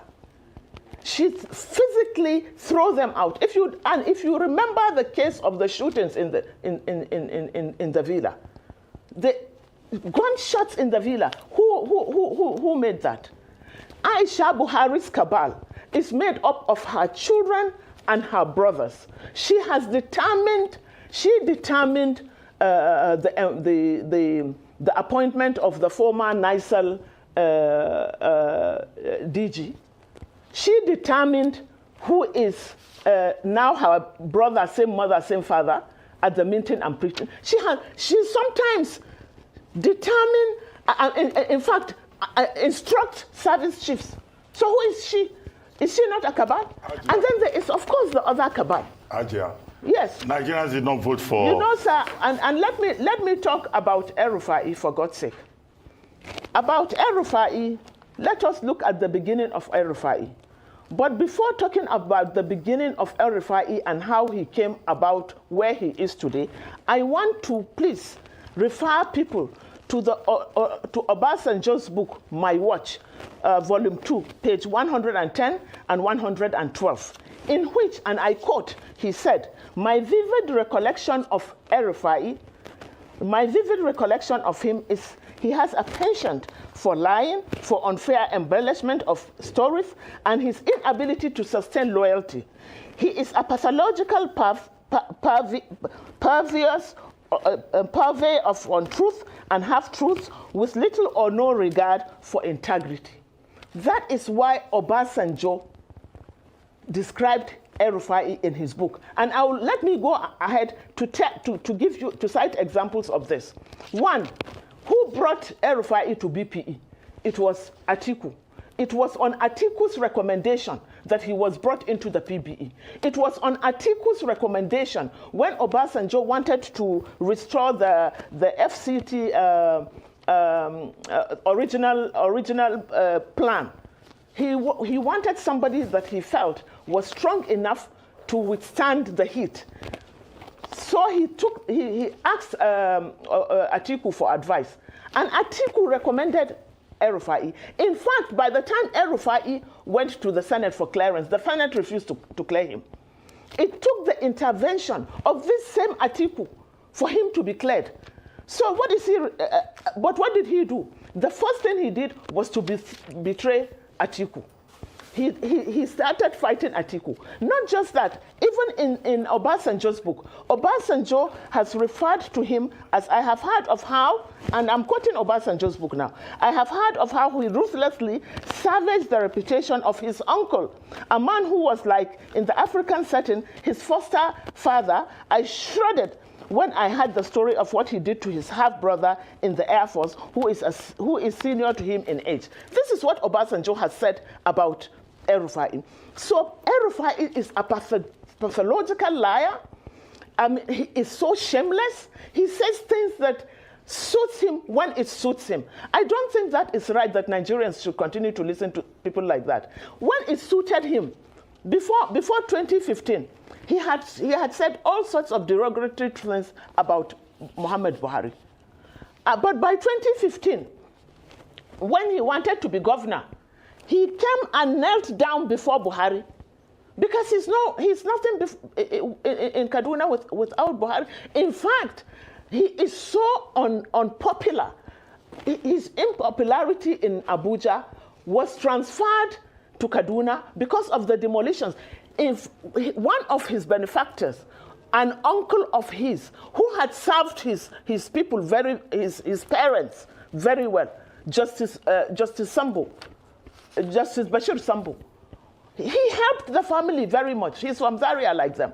He helped El-Rufai's family, but his house was one of the first that El-Rufai demolished. So you see, and then even in Kaduna today, as he did in Abuja, what the impunity, you will be in bed with your husband and your children. You'll just hear a bulldozer bringing down your house. I mean, these are the type of people that are now saying that they care about the common man. Which common man? They have no business with them. You see, the people with Buhari, or the people in the APC, quite honestly, are suffering from delusion of grandeur. Okay. Because when you asked them, when like this afternoon or this morning, I saw what Fistos care. Yes, sir. Yes, sir. Okay. I mean, I can hear you. Despite the note of caution at the beginning of this program, I see that, you are still going on. I'm really sorry, sir. Anyway, no. A good friend of yours says, oh, that woman, she's radical by birth, by marriage, and by inclination. I'm sure you know one of your friends who describes you in that manner. But whatever you do for God and for country. That's our bet. Let's go straight to the point. For country, yes. Yeah. Yes, you refer to Aisha Buhari, and I was going to tell you that the wife of the president, Nigerians didn't vote for her. She's not involved in policy making. Her husband also told the international community openly that her place is in the other room. And yet you are crediting so much to her in terms of appointments. The same Buhari took her to the Red Chamber, in which the office of the First Lady, which he clearly initially rejected, opened it. The same Buhari. Anyway, on the question of the APC. He made it official. Well, on the question of the APC, Festus Keyamo and the president, they've told us that the APC presidential candidate, the same person that you say cannot lift a cup or a broom, is the best man for Nigeria. And Keyamo says they are sure because they have 24 governors and there will be no obstacles that will stop them from winning the election. And you say they are being delusional. Yes, that makes them 24. Yes, they have 23. Yeah, he said they have 23 governors and a president, which gives them 24 votes out of millions of votes. However, let us look at it much more seriously and in depth. Why should he say that? Because there will be the instruments of coercion are in the hands of the president. And the governors are supposed to be those that are responsible for the security or the heads of security in their states. So to say that, forgetting that before 2015, the 19 governors, we had only one governor in the APC in the 19 states of northern Nigeria. But the votes and the yearning and the steadfastness of the common people changed that situation.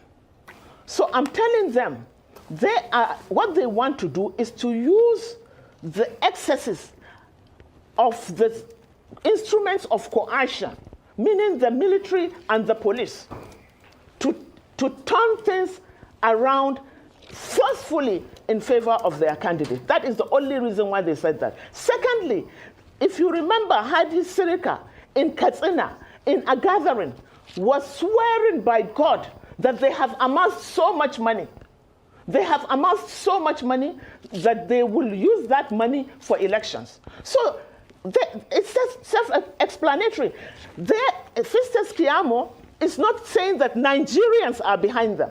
He is saying that we have a president who controls the finances of this country, because MFLA is answerable to the president, to the minister of finance, and they are all answerable to the president. So if they have the monies of Nigeria and they have the force of Nigerians, they don't need Nigerians. Nigerians are being told that you are not wanted. We only need 24 people, and these 24 people are equivalent to the millions of votes that Nigerians are supposed to. You see, these people, if you begin to see how deluded they are, see how they refer See how Shatima referred to the vice president.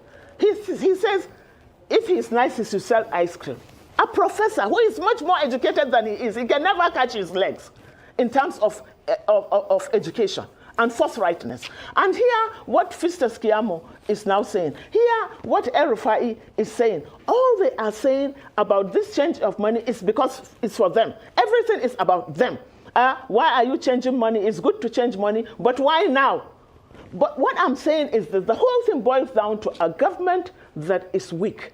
If this government indeed knows that there are people that have stashed so much millions or billions cash in their in bullion vans and in their houses, why is the government not going for them? Well, it begins to confirm.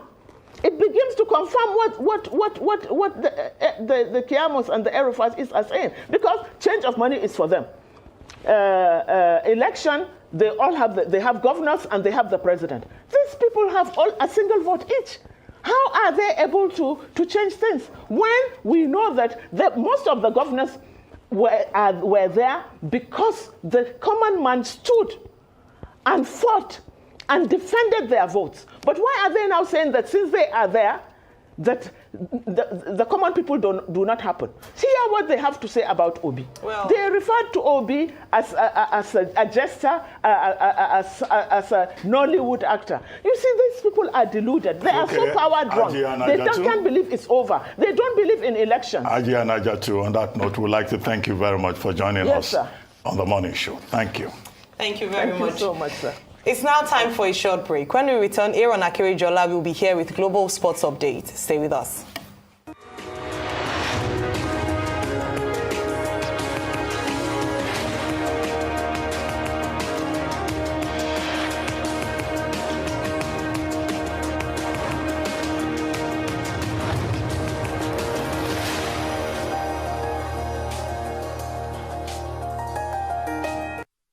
Introducing an all-time mega offer. Get over 50% discount in the Airtel Home Broadband mega offer. Buy a router for just 10,000 Naira and get up to 240 gigabyte or a MiFi for 5,000 Naira and get up to 125 gigabyte bonus data. More data, more you. Reliable home broadband by Airtel, the smartphone network. My name is Kashim Shetima. I'm an agricultural economist by training, a banker by profession, and now a public servant by calling. I was the governor of Borno State for 8 years. In the heat of the Boko Haram, we set up an agricultural transformation committee. We crisscrossed the world and invested in the whole agricultural value chain. Lagos is the smallest state in Nigeria in terms of landmass, 3,577 square kilometers. But the largest rice mill in Africa and the third largest in the world is located in Imota in Lagos. That is the power of ideas. Bola Tinubu is an idea whose time has come. Let us vote for Bola Tinubu to be the president of Nigeria come 25th of February. God bless Nigeria.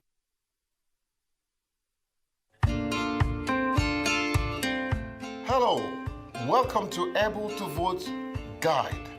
This series will present to you the Electoral Act 2022, Section 54, subsection 1 and 2, which provides for the inclusivity of persons with disability in the electoral process. My name is Jake Epele. I'm the founder CEO TAF Africa. Let's get started. Section 54, subsection 1 and 2 provides for the inclusivity of all persons with disability in the electoral process. Whether you are a person with albinism, a person with leprosy, the blind, physically challenged, and everyone with all forms of disability. The Electoral Act provides that you participate in the electoral process and exercise your franchise as a citizen of Nigeria. Therefore, INEC is prepared to provide for you to participate in the electoral process. Follow us on this series as we present to you step-by-step process that you can take to participate in the electoral process. Also follow us on all our social media handle and keep yourself up to date with information and facts concerning how you can participate in the forthcoming election. This program is brought to you by TAF Africa, funded by European Union, with support from all our media partners. Go to our YouTube channel and every aspect of this program you can watch. I am J.K. Pele. See you in the next episode.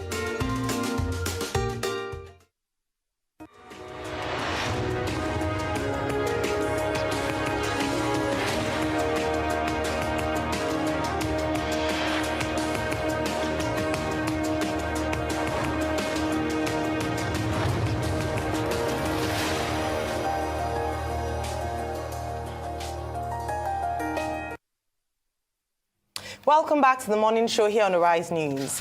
Before we bring on Arise sports correspondent Aaron Akerijola for sports update, let's take a look at the 2023 edition of the 42 kilometers marathon race held in Lagos and won by a 39-year-old in 2 hours, 14 minutes and 6 seconds. What do you need to run at the Access Bank Lagos City Marathon? Running shoes? Check. Media passes? Check. Stretch out and exercises? Check. I decided to attempt the 10-kilometer race, but was soon hit with the reality that it is not for the faint-hearted. Then I decided to do the next best thing, and that is to hop into the Arise bus and make my way to the finish line. I think a better option is to go with this.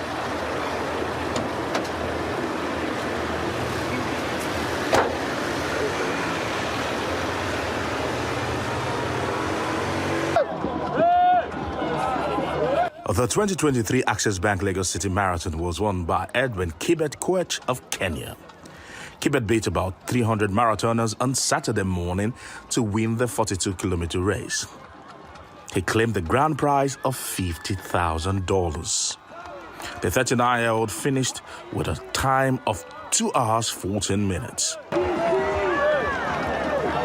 While Alemense Guta of Ethiopia was the first woman to cross the finish line. The 42-kilometer race began at the National Stadium in Surulere and ended at the Eko Atlantic City in Victoria Island. So the pinnacle of the race has to be this particular medal that you get to win. Okay, probably she's presenting me a medal. So several people, several athletes, as you can see, have actually picked up their own medal, the participation medal.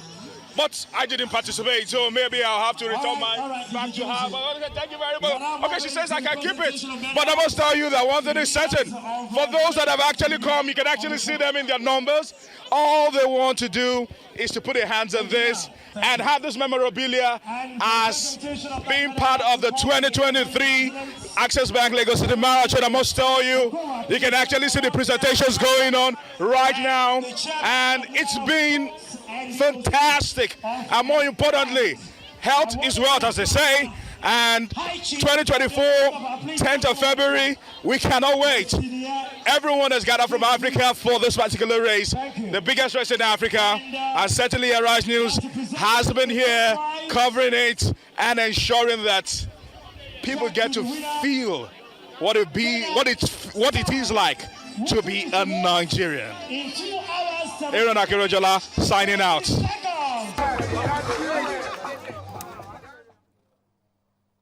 All right, Aaron, so it's tagged Push the Limit. Aaron, I loved the fact. How many kilometers did you I don't let me not let the cat out of the bag. I tried. You want the cat out of the bag. Oh, well done. It looked, you looked like you had a good running. But you should have come with your medal. Okay, it's somewhere in the office. It's been a long weekend. It's very, very long weekend, I must say. Coming up with the fantastic. It's called the also ran. that your first medal? No, as a matter of fact, that should be my third or fourth. Oh, well done. Yes, I've been covering the marathon for the last 6 years right now. So, excellent. all right. Okay, so let's get straight into it. Let's talk about a record setter, Harry Kane himself. All right, the man for the Lily Whites and Tottenham yesterday decided to write his name in gold. And that indelible mark was actually set with that particular goal, 267 as it stands right now. His 200th Premier League goal. He was all ecstatic about this. And I must tell you that this is a man that a lot of people have questioned, because which should you prefer, to win trophies or to be a legend of a club like Tottenham Hotspur? So he's been doing that divide, but certainly he's behind Wayne Rooney and Alan Shearer in the Premier League record. Of course, when you look at the Tottenham record, he's right now above that man. He said that when I started playing, it wasn't even my imagination to get to 200 Premier League goals, but right now he's done it, and certainly some are predicting that by the end of the season he would have surpassed Wayne Rooney. And maybe before he retires, he will be able to catch up with the great Alan Shearer. So I must say kudos to him. Quickly, let me just run through other results. By the way, this man had to just put in that particular picture talking about Piers Morgan and said that he will always be an Arsenal player. This was where does Wayne Yorker?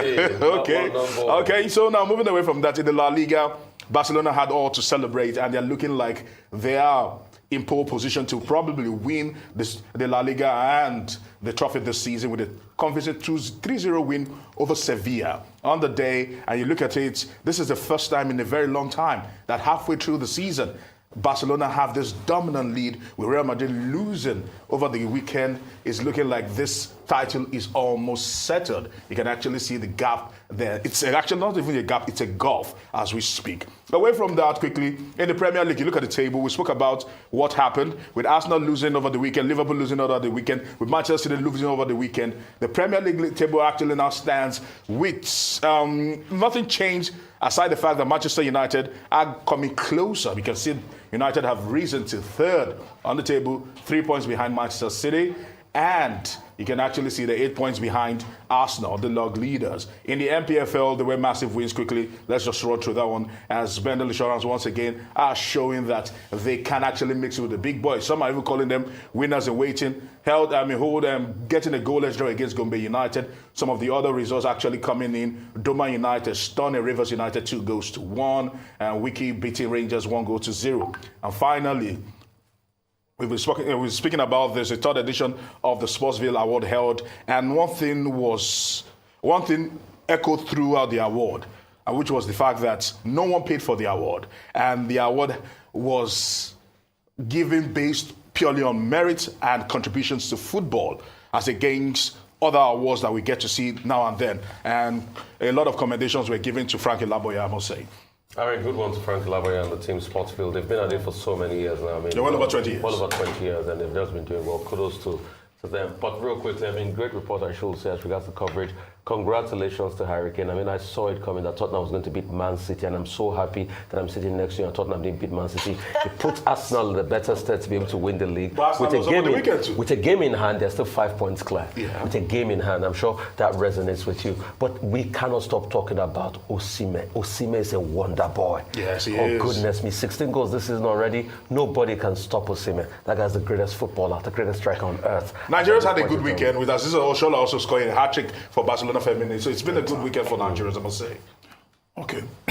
You left out the African Nations Championships in Nigeria, sponsored by Total Energy. Senegal won, and they did very well. It was a very brilliant, tournament with countries like Madagascar, putting up some showing at some point, Niger.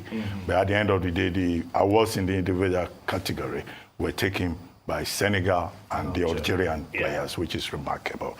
Now, secondly, Gareth Bale, he seems to have done very well, finishing among the top 20 at the Pro-Am Pebble Beach, tournament.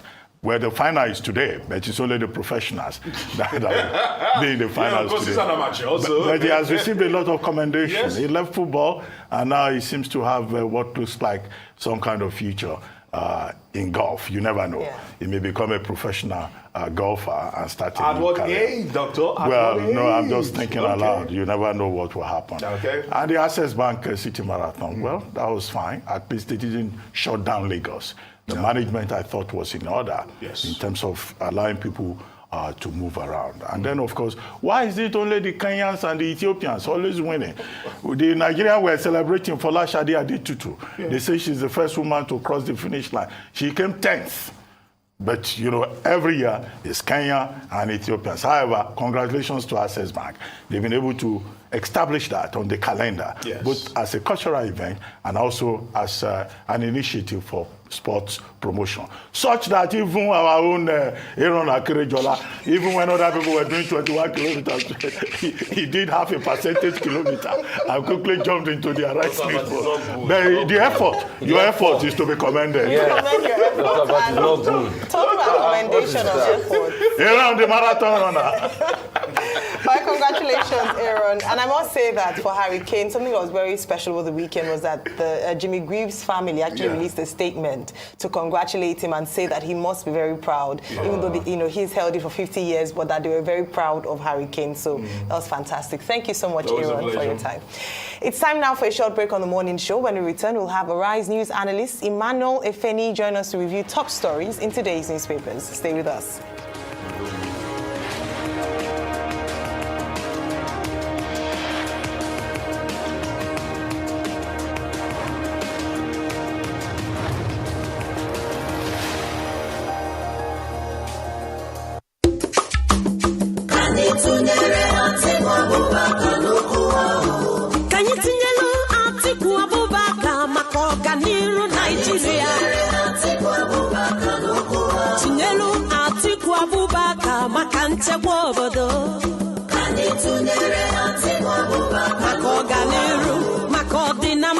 Nigeria. Tunye bestelu changu. Tinye botugi. Nanchangu. Tinye latiku. Makanche wogodo. Makoganiru. Esinche. Esonyendu. Atikukua. Ngachio.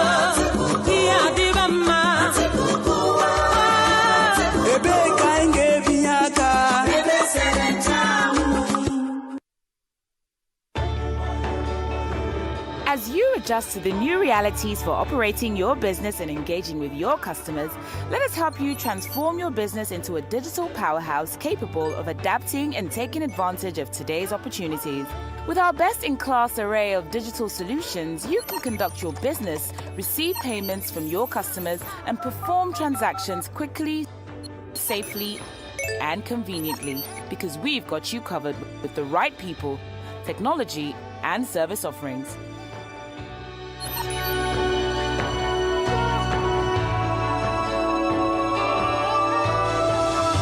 Contact us today and let us take your business to its zenith. Zenith Bank, in your best interest. There is a huge difference between the relative experience of salary earners and those of business owners and entrepreneurs. Someone who has never had cause to set up a business of his, who has never had cause to source for funds, turn it around, pay salaries, pay back the loan, and still make profit cannot be expected to be hands-on when saddled with an economy the size of Lagos. Experience that hasn't curbed Lagos's traffic in 24 years of their reign. Experience that hasn't addressed Lagos's perennial flood. Experience that currently leaves us with over 2 million out-of-school children. The duo of Jando and Funke have been investing in Lagos's economy for about 2 decades, running their personal businesses, employing people with track records of success. Lagos needs a breath of fresh air.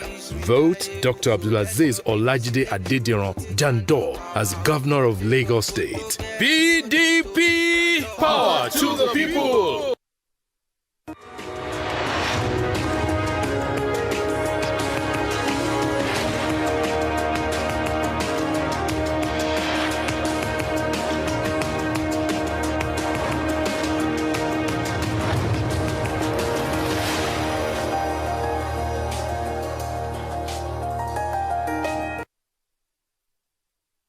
Welcome back to the morning show here on Arise News.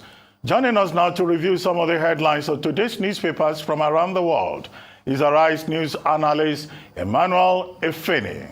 Good morning, Emmanuel. Good morning, Ruben. Good morning, Rufai. Good morning, sir. Ayo.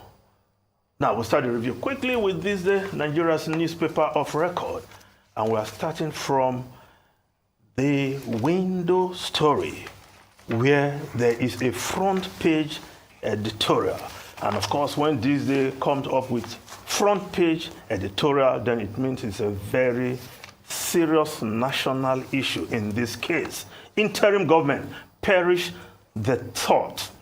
Yes, that's the editorial of this day. Yes, the All Progressive Congress presidential candidate, Asiwaju Bola Ahmed Tinubu, of course, alleged last week that there were subterranean forces working behind the scene to disrupt the 2023 general elections in a bid to impose interim government on the country.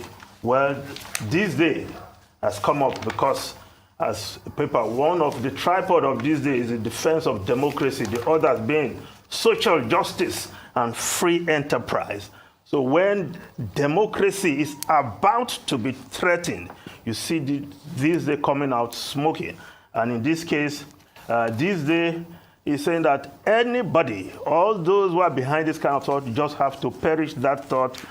And because, of course, democracy is taking root in this land called Nigeria, and everything must be done to sustain, project democracy despite the imperfections. It remains the best system to change a leader.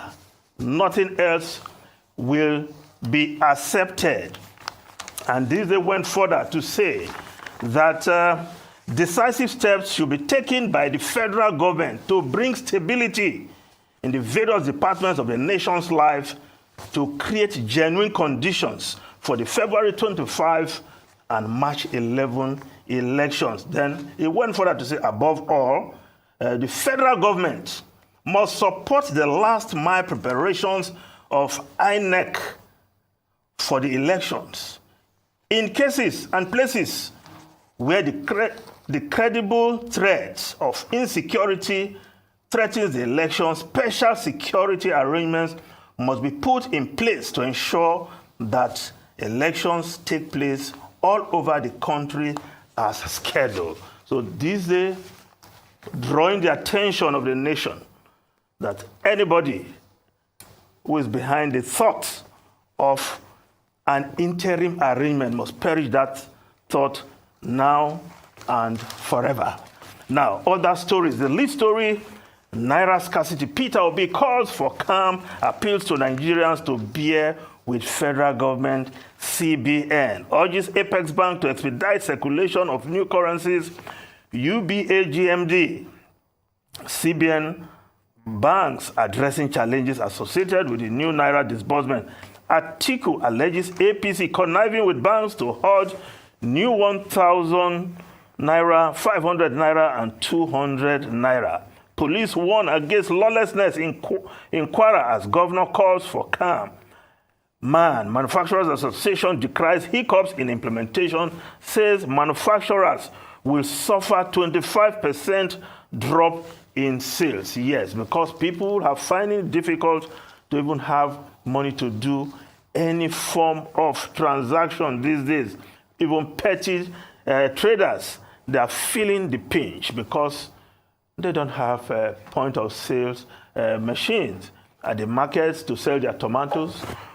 So it's affecting everybody. The Guardian newspaper also reporting, fuel, Naira scarcity depletes productivity, worsens inflation.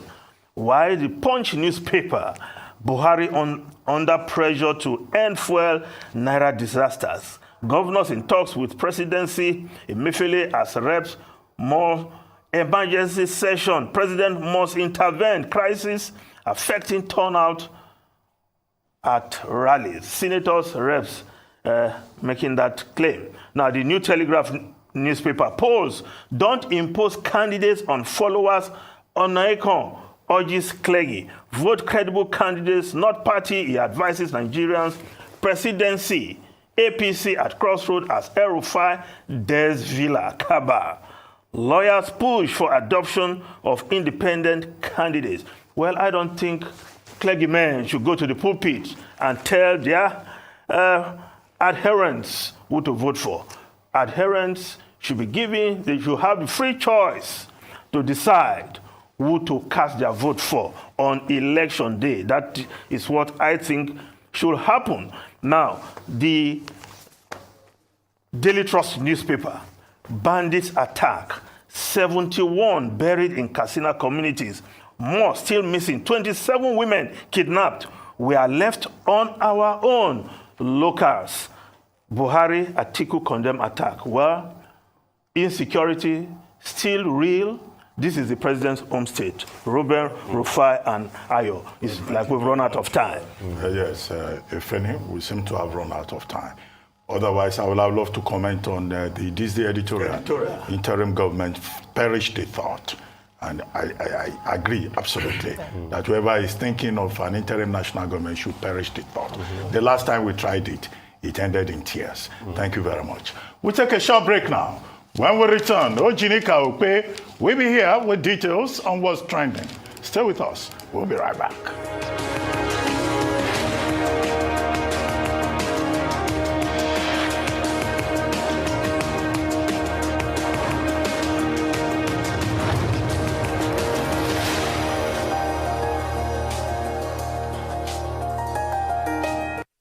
Imagine your wallet can be everything. Well, almost everything your bank is to you. That's exactly what First Money Wallet is. First Money Wallet from First Bank is another swift and seamless way to bank from your mobile phone. It doesn't matter if you have a First Bank account or not, nor the mobile network you use.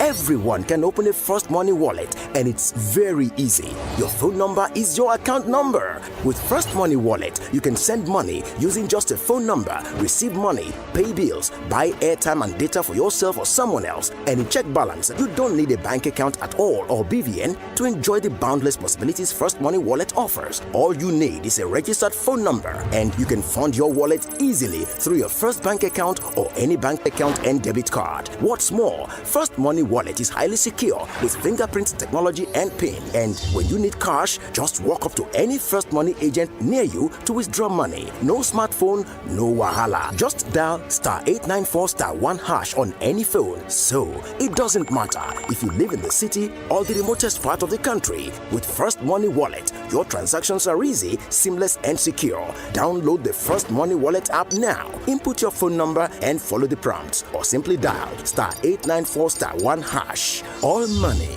now on First Money. You first. First Bank. As a player, there's nothing better than the roar of your crowd. But in Nigeria, there's a roar that may not be heard again. With fewer than 50 lions left, they could be extinct in the next few years, from loss of habitat and prey, and snares set for illegal bushmeat. So please, say no to illegal bushmeat. Let's keep the roar alive for Nigeria, because poaching steals from us all.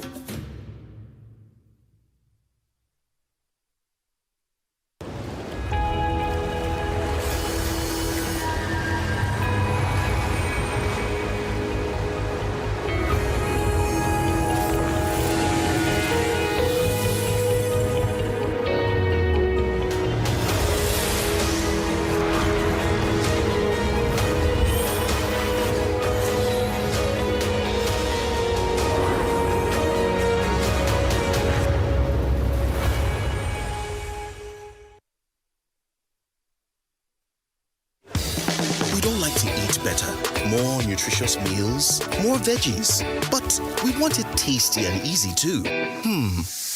Knorr Cubes. That's the secret. Made with real ingredients like chicken, parsley, and garlic. And enriched with iron, so your meals are better for you and more delicious too. That's the cocoa. Let's give it some accolades. Change your world by changing what's on your plate. I've been running my business on my own. Trying my best to get it to the next level, but I really need some help to get ahead. I know just what to do, I'll vote it for my loans, overdraft, step by step to my dream business we vote. Salary earners, entrepreneurs, get your loans with no collateral. Quick sign up, zero paperwork, step by step to your dream business we vote. By Polaris Bank. Vault is available to individuals, SMEs, and corporate customers. Download Vault by Polaris Bank from the Google Play Store or Apple App Store to get started today. Esther, you're late again. Esther? She's a wandering light in the darkness. She's beautiful. Oh, she's a superstar. She never let her mama down. She's beautiful. She know they fear. She know they ever got a hand for her. No phones at the table, please. Esther.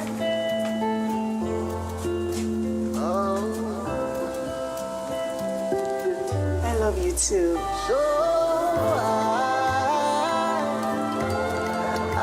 Got everything? Don't forget I'll pick you at 4.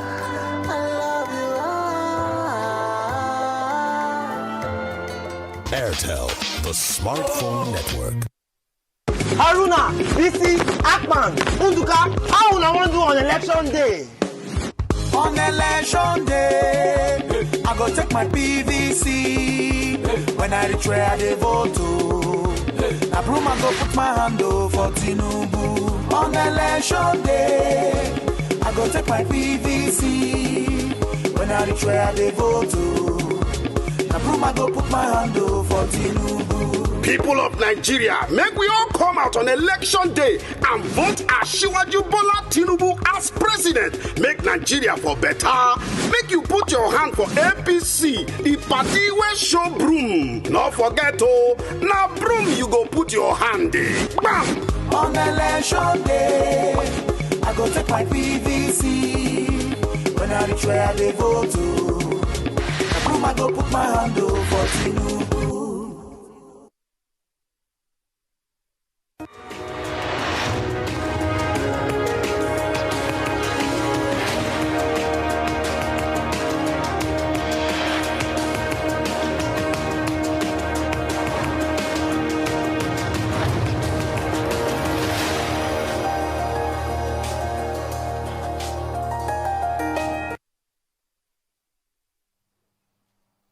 Welcome back to the morning show here on Arise News.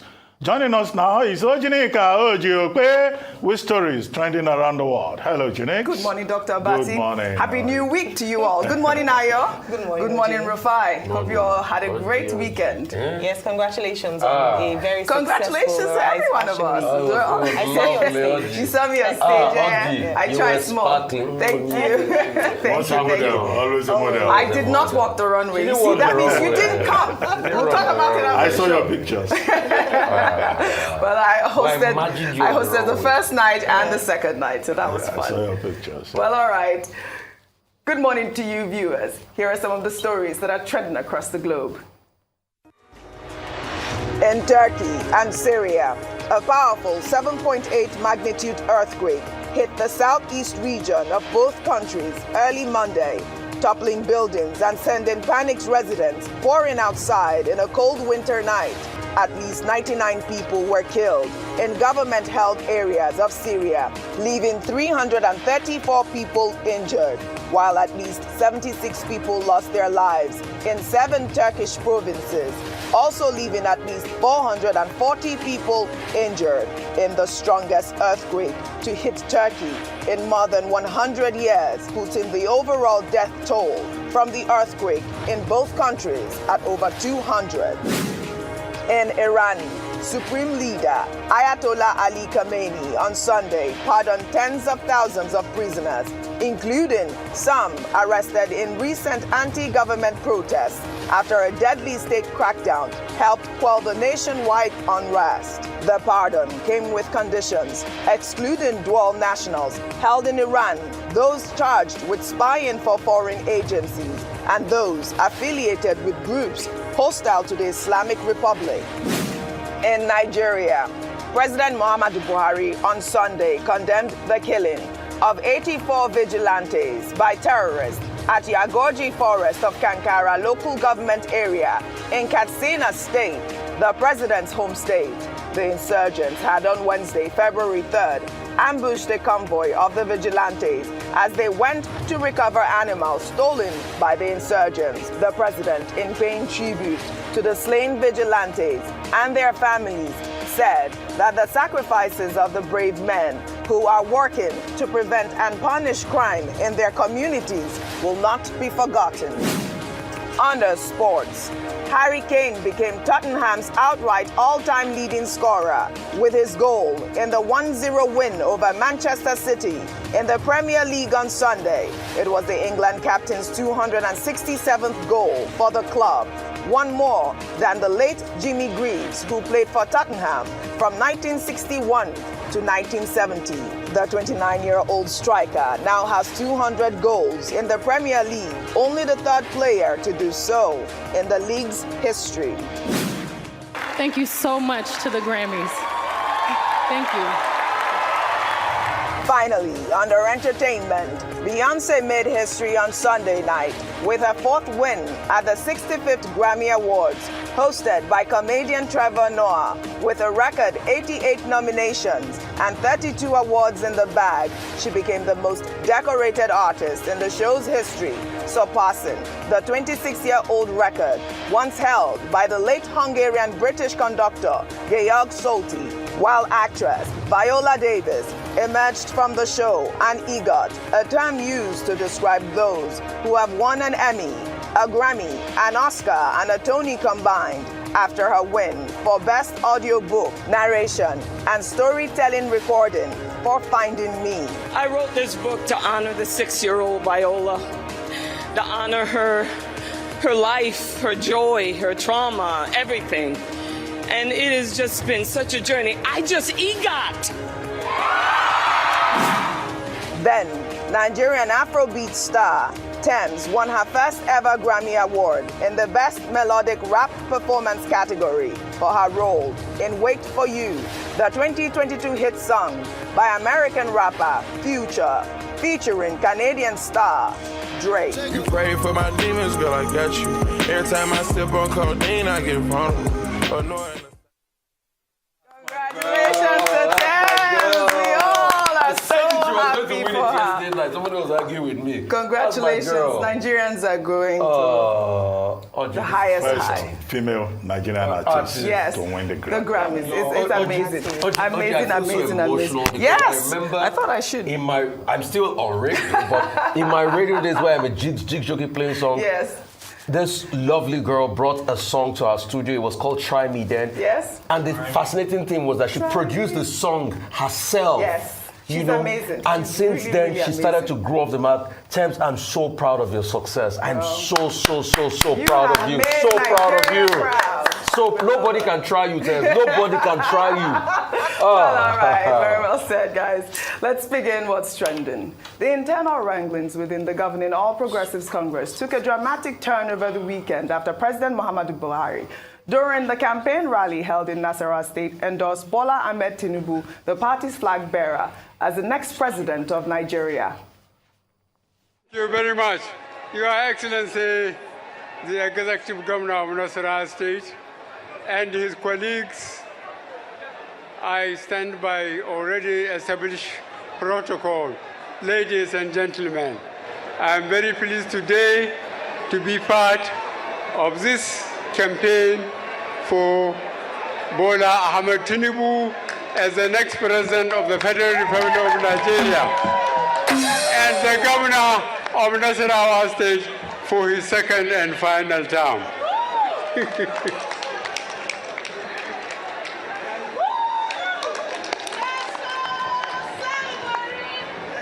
I thank you very much, Ahmed Bola Tinubu. As he said in his speech, I knew him more than 20 years ago. All the problem we had, I mentioned it earlier, there was no local government I haven't visited from 2003 to 2011.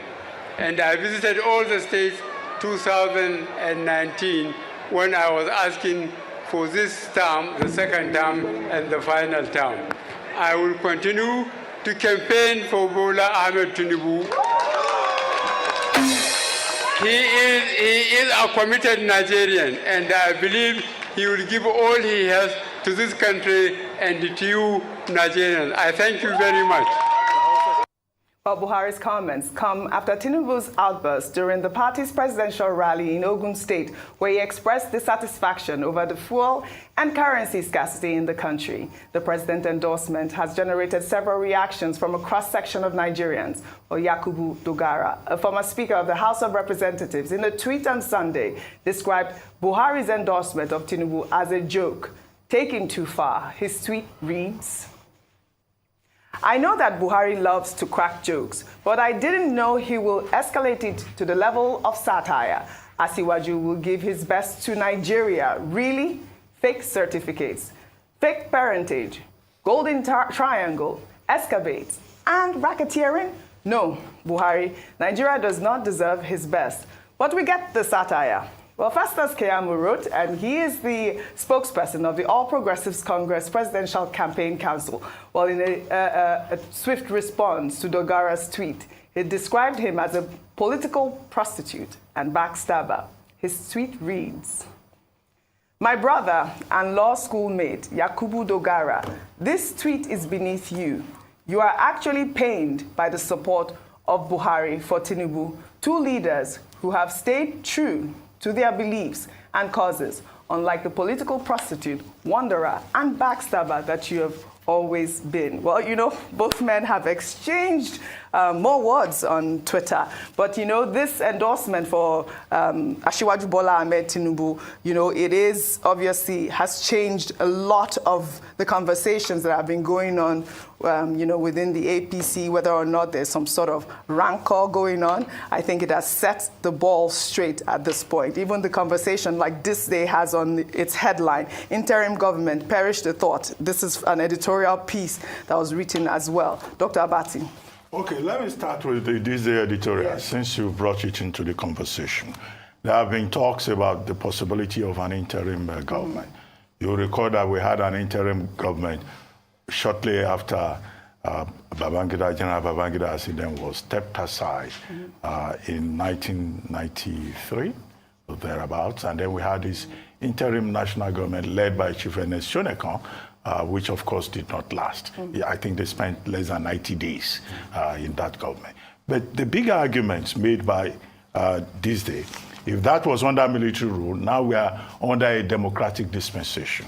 And that one, the Nigerian Constitution does not recommend an interim national government. Yeah. So to come up with the idea of an interim national government would be against the Constitution. Two, these days again, that there are no serious obstacles that should stop this election. And I think that that is also a valid argument. Three, that if there are challenges that should be addressed. And these challenges include fuel scarcity, also cash scarcity, and the general angst of Nigerians about the security situation in the country. And that was how I was saying that, yes, I agree with the argument that there should be no interim national government. Absolutely. The extension of it is that President Muhammadu Buhari had consistently assured us that he's committed to the idea of free, fair, and credible elections. And the strongest legacy that he can leave behind is to ensure that that election holds and that election succeeds. However, members of his own party have been saying that there is an attempt to derail the election. His presidential candidate, of the APC, is also saying there is an attempt to derail the election, where that narrative should not fly. And it's good that we have, this day coming out. I wouldn't be surprised if, other newspapers also come forward to attack the idea of an interim national government. It's unusual for a newspaper to have a front page editorial when a newspaper has a front editorial, we say the newspaper is screaming. Yes. I should know that, as a former chairman of an editorial board for 11 years. Okay, that's that about that. The president endorsing Bola Ahmed Tinubu in Nasarawa. Well, I mean, he's leader of the party. He's been accused of not showing enough support. So now he has done so in Nasarawa, and he says Bola Ahmed Tinubu is a competent man, and he's endorsing him. He's also endorsing the sitting governor of Nasarawa State. My only concern is that the president didn't speak in Hausa. He spoke English.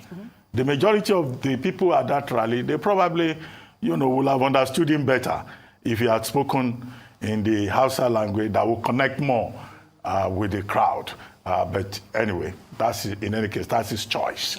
But of course, Keyamo and Right Honorable Yakubu Dogara arguing over whether this was a joke taken too far or not. Well, Honorable Dogara himself used to be a member of the APC, but he objects to the idea of a Muslim ticket, like Babachi Lawa. So that's the point of departure. But in his tweet, he even went beyond religion to talk about all the, worn-out allegations, oft-repeated allegations against the presidential candidate of the APC. But as I always say, by February 25, the battle will be won and lost. Absolutely. I don't know, all these people who have turned this thing into war by other means, how they will manage to reconcile at personal levels, because the level of vitriol is so high. But the government has a responsibility to ensure that this process is not derailed and that the process is smooth, free, and fair. That's the biggest legacy, strongest legacy that President Buhari can leave behind. As an APC person, well, he can endorse his own candidate. What do you expect? But it's the Nigerian people that will decide. All right. Well, Tinubu at the rally also mentioned that those that, think that him and Buhari has issues will now be disappointed finally. And he talked about his relationship with Buhari, and it's been centered around, nation building. Buhari even said he's had a great relationship with 20 years. 20 years, absolutely. Or more. Or more. What do you make about this is politics season, and sometimes the news would unveil like a movie. So we see different series or different editions come up every other day. So something new. And the president has obviously taken to heart what a number of Nigerians have been clamoring for, and this conversation that had dominated last week as to the state of things within the APC.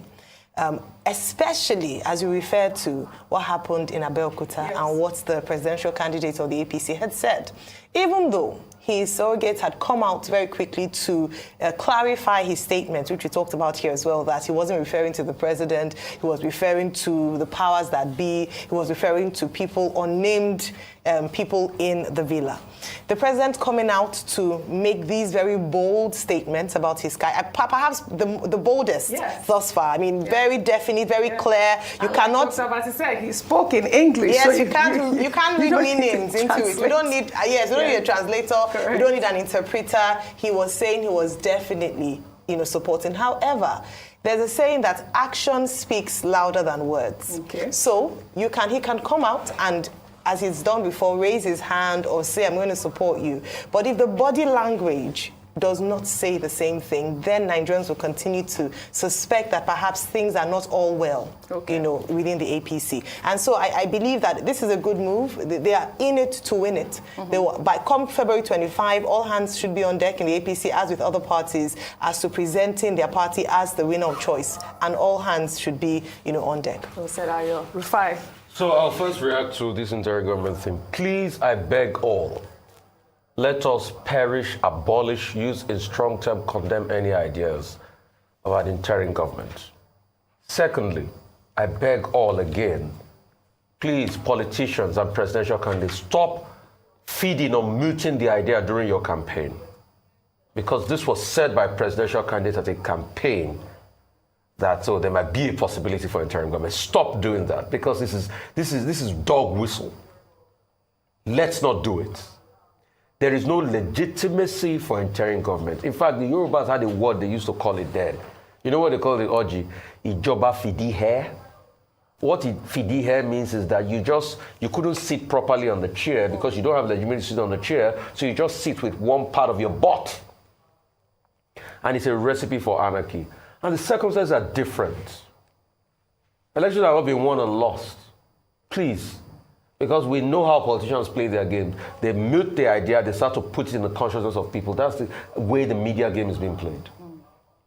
Secondly, President Buhari has always supported the presidential ambition of Bola Tinubu. He campaigned with, the day Bola Tinubu started his campaign, he campaigned with him now. Is that not enough endorsement? So why all of this shenanigan noise going on as you guys? He has always endorsed him. So if they have their internal wranglings, they should deal with their own internal wranglings. But it's also obvious that they are fighting themselves because the same President Buhari that endorsed Bola Tinubu keeps attacking President Muhammadu Buhari's record in all the campaign. So we see all the shenanigans going on among them. And now that we now know, according to Madam Najatu, that there are factions even of the cabal. So it's not one full united cabal. There are different factions of the cabal. That we should even more concerned about because Nigerians can elect a president in and cabals take over for their own selfish interests. Absolutely. So whoever becomes president, please do not give room to cabals. We can't have a government we have democracy, not cabalocracy. I like that. Thirdly, Mr. Kiamu and what is it called? Two politicians fighting. Yakubu Dogara. When two politicians fight, I laugh at them. Yeah. Because same of the same kind. Yakubu Dogara is leaving because things are not favoring the APC. Festus Kiamu is talking. But they said they were both classmates in law school. Yeah. They should go and sort that in their own classmates' WhatsApp group. All right, then. I like that. We shall take another story. In the wake of President Muhammadu Buhari's appeal to Nigerians to exercise patience over the scarcity of the redesigned currency and the central bank governor's revelation that commercial banks are complicit in the Naira scarcity and as such have compromised the redesigned policy, new videos have emerged showing some commercial banks hoarding the redesigned currency. Some monies were found stashed behind old Naira notes in their vaults. Let's take a look. So they can go and look. Yes. You have so many new notes. Bring them down. You have so many. These are new notes at the back. Yes. I want to bring them down so that load all your machines. I do not want to hear it because we'll keep continuously be checking. Yes. Make sure that your machines are working. So make sure, bring them out and load. That's all. And that's these are 500. But you actually gone to pick up both 500 and 1,000. Have you gone to CBN branch to pick up today? Well, in the meantime, Rivers State Governor Nyesom Wike over the weekend during a PDP campaign rally in the state said those who are in support of the CBN Naira redesign policy are enemies of the nation and that President Muhammadu Buhari was misled into approving the Naira redesign policy. The governor also claimed that the aim of the Naira redesign policy was to enrage Nigerians and trigger protests, which will subsequently lead to the disruption of elections. Now, enemies of Nigeria, now then they support this type of thing. I believe, say, they not tell President Buhari the correct thing. But if they tell him, as me and they go at the same time, 29 May. Now they go the same time. But they go the same time. Nobody will stay one day passage. No way. So, me I know say, the man would like to finish well and go. Don't be so. That's so. As me, they finish well, they go. So I don't go say anything will go bad. Advance on that country. Now people when don't like him, now then they plot all these things. All right, Dr. Abati, your thoughts on Wike really quickly. Well, I mean, the concern that has been expressed by Governor Wike is not alone in that regard. It's more or less echoed the same thing that the APC presidential candidate said, that the governor of Kaduna State, Nasir El-Rufai, said. But look, all the people who are just scaremongering, because part of it could also be scaremongering, instilling fears in the people that the Naira policy, the fuel scarcity, is all part of an attempt to derail the election. It's most unfortunate that that narrative is out there because our people are gullible. But the counter-narrative that we have had, it comes from people like Atiku, comes from people like Mr. Peter Obi, saying that, look, people should be patient, people should be calm. And that is why the CBN and the federal government needs to do a lot more within the short time available in terms of public conscientization and sensitization to continue to reassure the people that, look, in the long run, this is in your best interest. If the other narrative takes hold, then there could be serious consequences. So it's a battle right now for the minds of the electorate and battle also for the votes of the electorate. The only thing I note, however, that after that position, even Governor Wike said people should be calm. He preached a message of restraint. And that's, the kind of statesmanly message that should come. And people should also be reminded that the CBN enforcement team, in collaboration with the security agencies, is already sanctioning some banks and arresting some bank managers. One bank manager was arrested in Ado-Ekiti a few days ago because he was ordering new notes. All those bank managers should be identified and punished. Absolutely. Because that's sabotage. Absolutely. Well, thank you all for your great analysis, as always, on What's Trending. That's all I have for you on What's Trending today. I'll see you all tomorrow. Thank you very much, Oji. And that's all on today's edition of The Morning Show.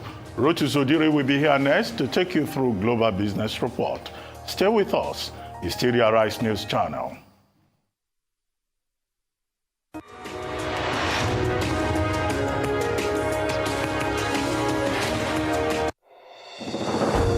Fellow Nigerians, all our best hopes for Nigeria are achievable.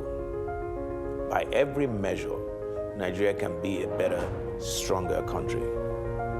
We can be a nation at peace, a place of shared prosperity where everybody is somebody, and equal justice under the law is enjoyed by all our citizens. In a few weeks, our country will go to the polls to elect political leaders and a president to lead our nation for the next 4 years. This is the most consequential election of our time.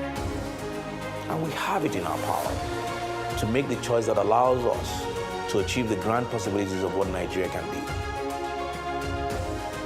Our path to greatness lies in recognizing the abiding truth that in a time of promise and peril such as this, the best thing we can do for Nigeria is to elect a leader with an established track record of achievement who has proven time and again his ability to triumph through adversity and succeed against the odds. In this election, that man is Asiwaju Bola Ahmed Tinubu. Now let me tell you about Asiwaju.